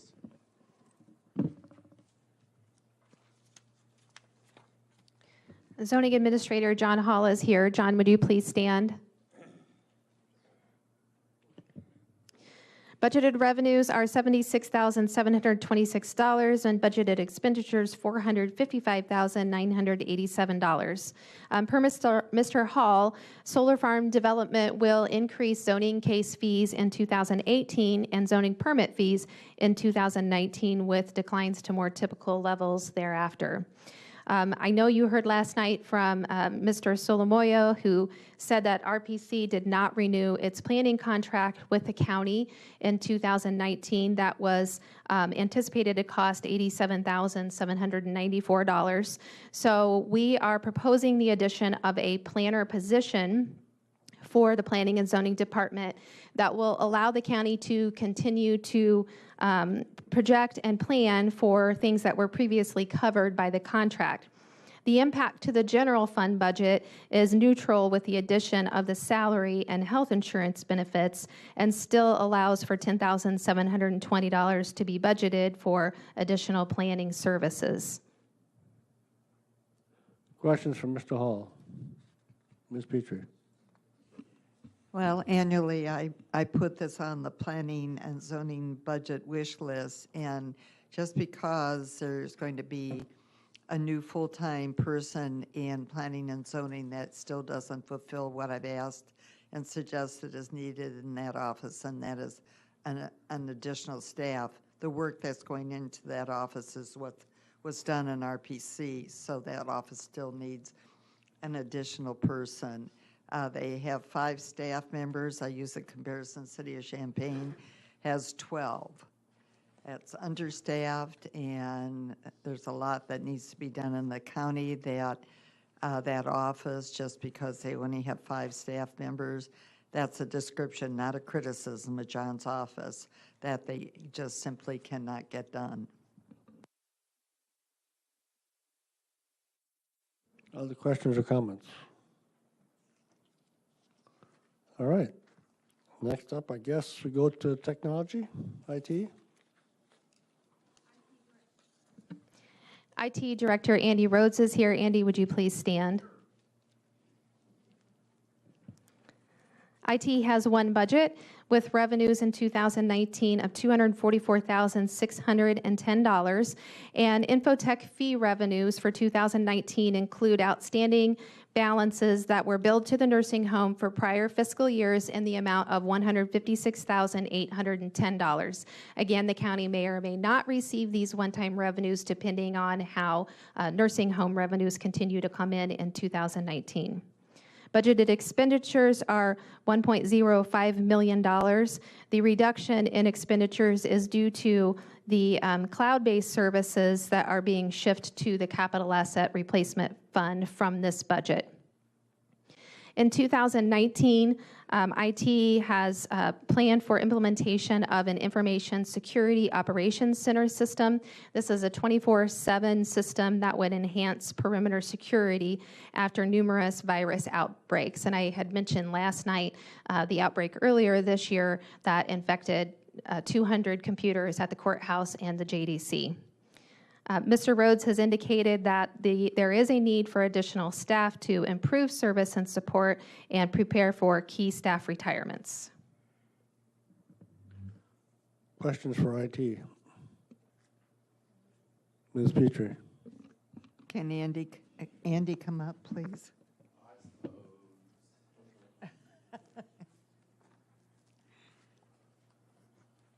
Hi, Andy, thanks. Hey, Patsy, what's up? Just to get a feel, at one point in time, when you've come before the county board and talked about the IT needs, I mean, the big picture, all the way across the board, the back of the envelope conversation was about a 5-year project and roughly $4 to $5 million.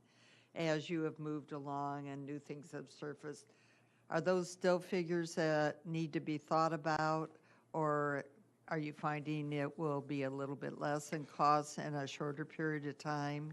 That Can you sort depends- of catch us up on it? That kind of depends on what you're talking about, because we got to replace the property tax system, because the programmer's going to retire, and it's a very old 40, 50-year-old system. We're going to be doing that later this year, starting, and then you're going to have to fund that starting next year at about $100,000 a year. We're going to be replacing the ERP system, the accounting system that we have, which is also about 50 years old, probably in 2020. That's going to be, depending on how we go, that could be a couple of million up front and then a couple $100,000 a year after that for the services. Jail management is getting replaced this year.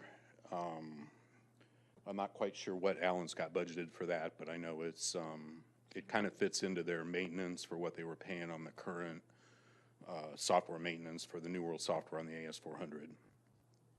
For a period of time, we're going to have to support both the AS400 platform and the other platforms while we let the data age out on the AS400 to the point where nobody needs it anymore and we can safely dispose of that data.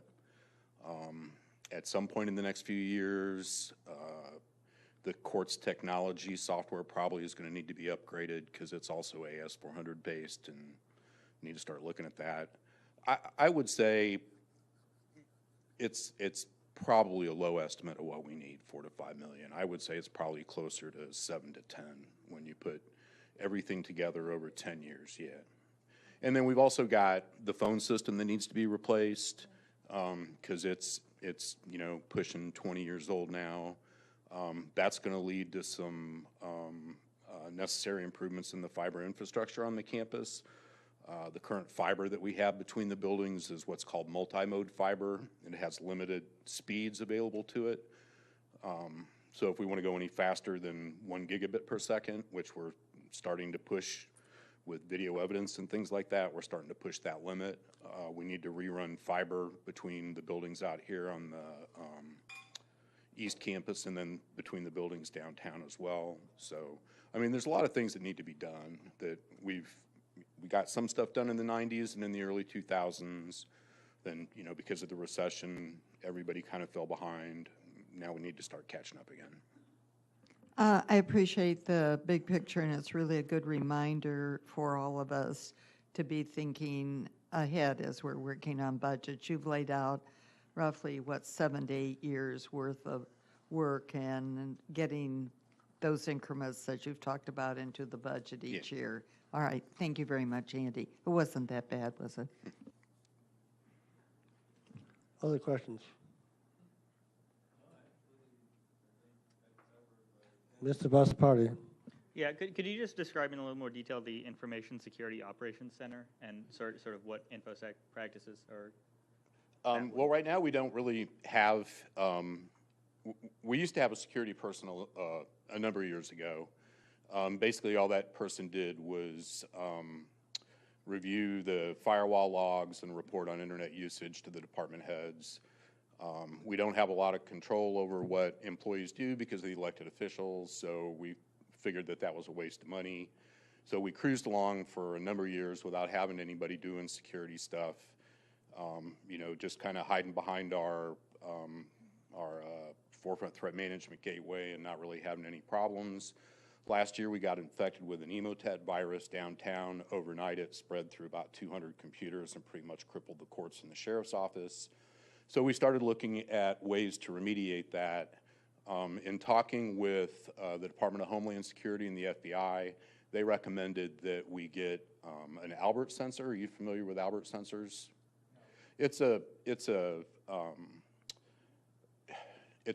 kind of a hardware software appliance that sits kind of next to your firewall and monitors the type of traffic that you're sending out, the variety of traffic, the amount of traffic, and then it reports to the Department of Homeland Security, and they monitor it 24/7, and then they can report to us if they see something that needs action when we're not here. That's not really good enough for us because we're a 24/7 operation. So we started looking at different vendors that could provide the same kind of service to us. We went to a conference and we saw a demo by this particular vendor.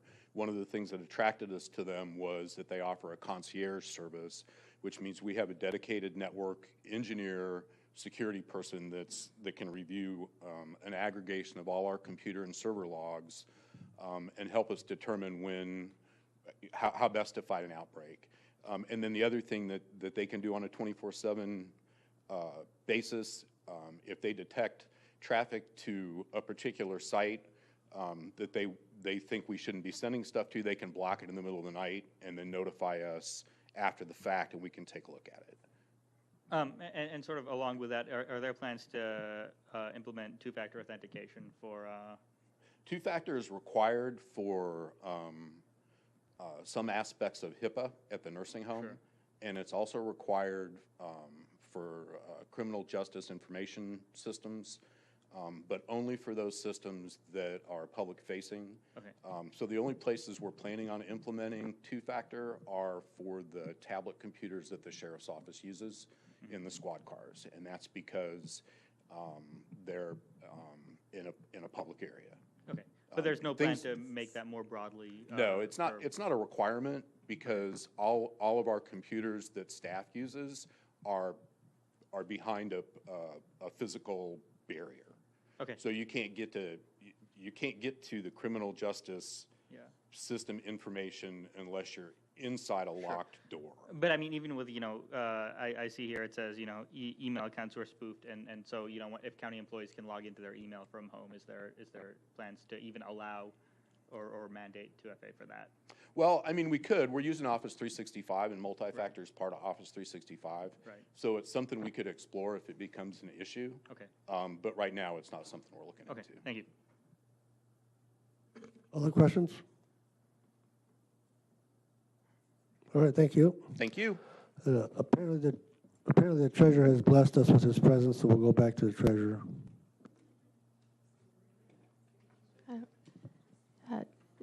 Yeah, Mr. Farney, would you stand up just so they can see who you are? The treasurer has 4 budgets. The first budget is his operating budget. Revenues are $669,500. And this reflects an increase in local government reimbursement and interest income. Budgeted expenditure, $277,199.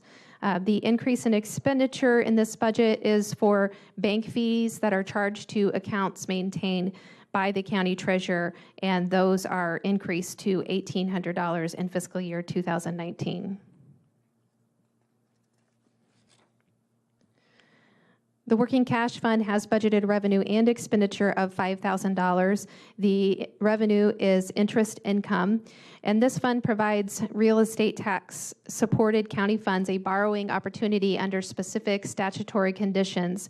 However, the fund has not been used for many years. The interest income is transferred to the general fund, and the fund balance projection is $377,714. The tax sale automation fund has budgeted revenue of $26,500. budgeted expenditure of $41,413.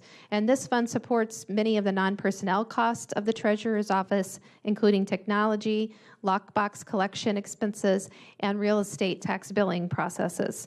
Expenditures are budgeted in 2019 aggressively to provide flexibility during the fiscal year. The fund balance projection is $19,872.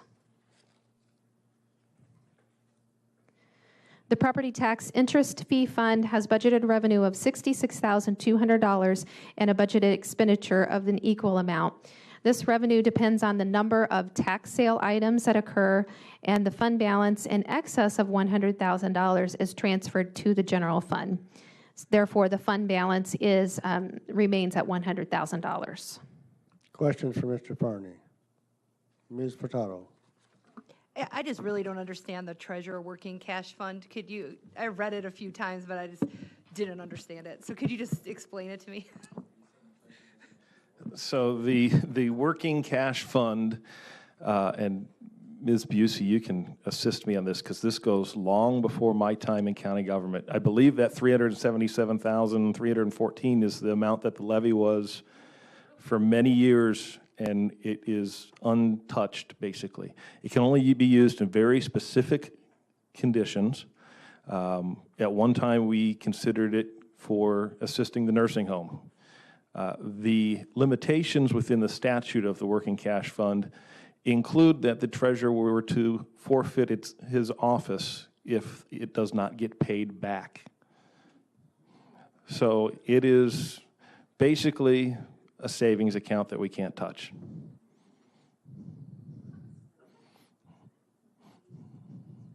Yeah. That has to get paid back. Within what amount of time? I believe within 1 year. Okay. Mm-hmm. Other questions? Mr. Storr? Thank you. Mr. Farney, how much revenue is collected annually in Champaign County? The total collection in Champaign County this year is right at $362 million. And that is the highest amount that we have ever collected. $111 million of that goes to the Champaign Unit 4 School District. They are by far the largest taxing district in the county.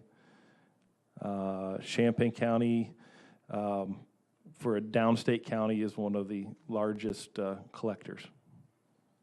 Thank you. Mm-hmm. Any other questions? Mr. Patterson? Just to clarify the numbers you said, you said that so far this year? No, that's the total levy of all taxing districts within Champaign County. So school districts, park districts, municipalities, townships. The village of Foosland's $1,521. I only know that off the top of my head because it is so small. They are the smallest taxing district in the county. Other questions? Okay, seeing none, thank you, Mr. Farney. Thank you. Next up is physical plant.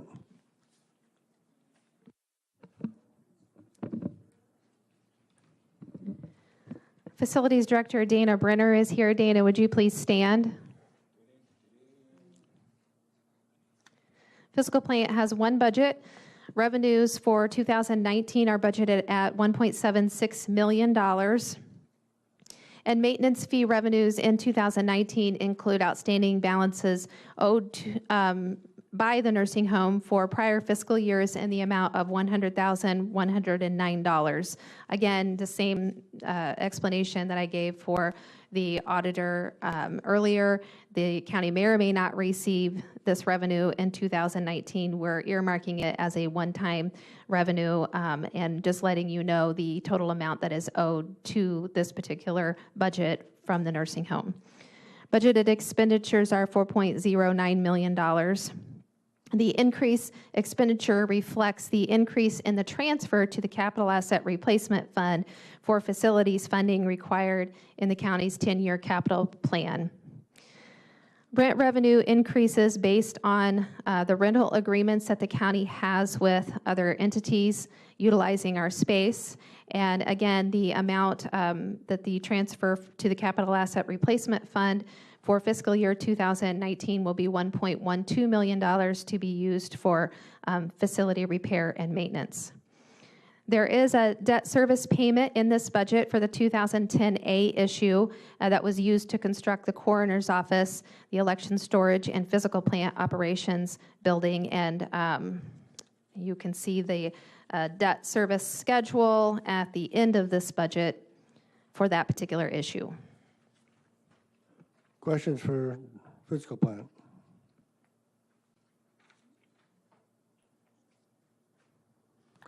All right, none. Next up is administrative services. Administrative Services has budgeted revenue in 2019 of $45,703, budgeted expenditure of $852,838. The transfer from the health insurance fund is not budgeted in fiscal year 2019, and the personnel budget includes a salary for the elected county executive, which is why you see the significant increase from 2018. The largest non-personnel expenditure in this budget is for postage. Questions for this budget? All right, very good. Move on to county board budget. Budgeted revenues in 2019 are $433,700, expenditure $286,165, and the decrease from 2018 reflects the decrease in salary for the county board chair. The county board chair salary is budgeted at $12,000 in 2019, and the county administrator's salary is budgeted at $130,000. The NACO dues increased to the full rate in 2019 of $4,022, and mental health board will pay for half of that amount. Questions? Ms. Petrie. Oh, well, it's an observational comment that I make every year, and that is I'm pleased to see in some of these budgets a small amount of money, it's not a lot, for conferences and training, other than those budgets where such is mandated, and I hope that will continue, especially for county board members, but for other staff. It's been when I was chair, there were 3 county board members who were able to attend the National NACO conference, and I really think that was an excellent opportunity, and that should happen much more often.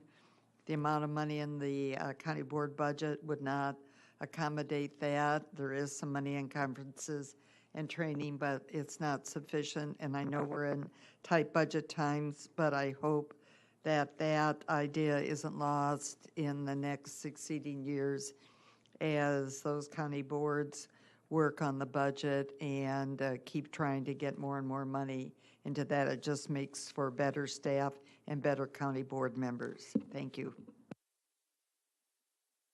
Mr. Storr. Well, I agree with Ms. Petrie about the attendance at continuing education through conferences.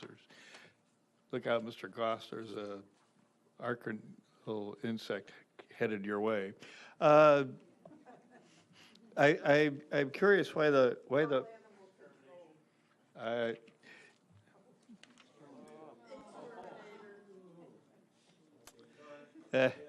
I deplore this sort of violence at county board meetings. Can't the chair control? Oh, never mind. Returning to the. Why is the mental health board paying half of our dues, and can't we find $4,000? I can say that because I talked her into it, and I'm proud of that. She's also active in NACO too right now. Other questions? All right, let's move on to general county.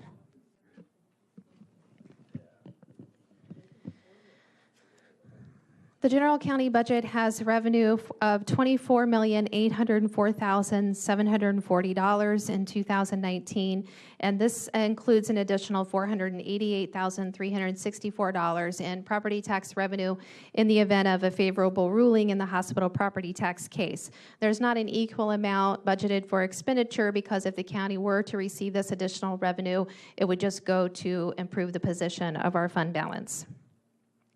Appropriation authority that was not required for the IMRF levy due to the rate decrease in 2019. A portion of that has been reallocated to the general corporate levy, which allowed for growth of 7.8%, and that 7.8% excludes the amount associated with the hospital properties.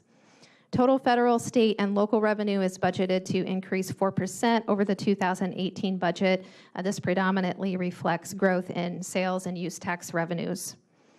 $51,402 is budgeted at one-time revenues in the audit fee reimbursement line. This is the amount that the nursing home owes the general fund for outside audit services that were unreimbursed in fiscal years 2015 through 2017.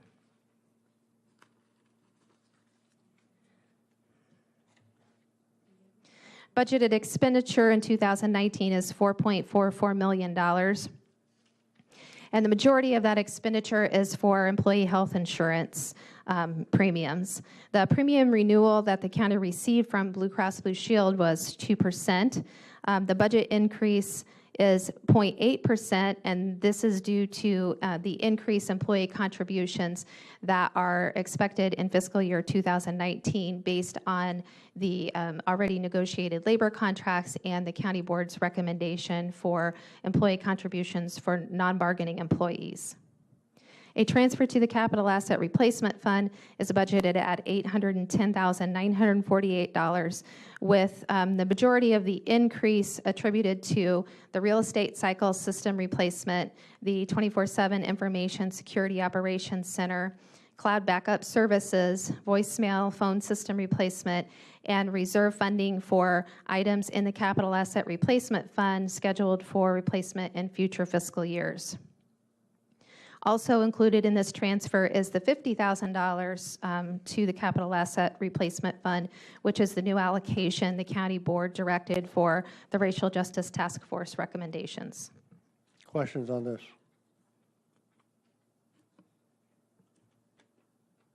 All right. Next is ADA compliance. Oh, Ms. Furtado.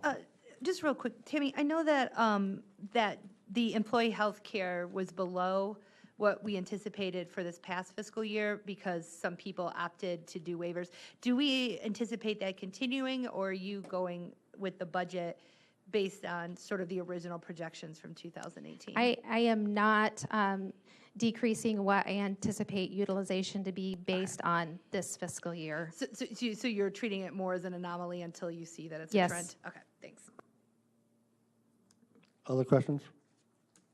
Okay, ADA.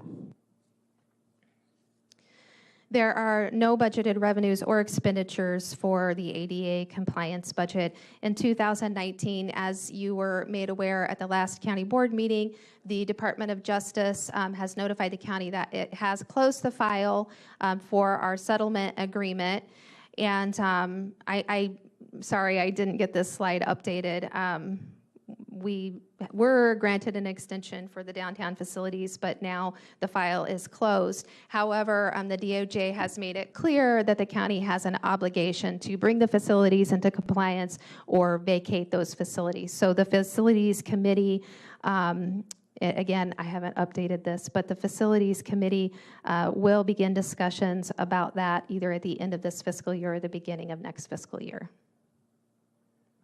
Any questions on this? I wouldn't think so.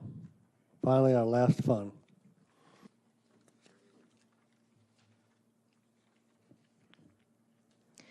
This is the debt service for the general fund, and this budget is to make the payment for the alternate revenue bonds issued for the 2006 mold remediation at the county nursing home. The sale of the home will result in the defeasance of these bonds and the subsequent abatement of the taxes levied in the bond ordinances, which will relieve the general fund of the debt service payments. However, at this time, the county has not closed, and we have not defeased or abated those taxes, so we still have an obligation to appropriate for this debt service payment.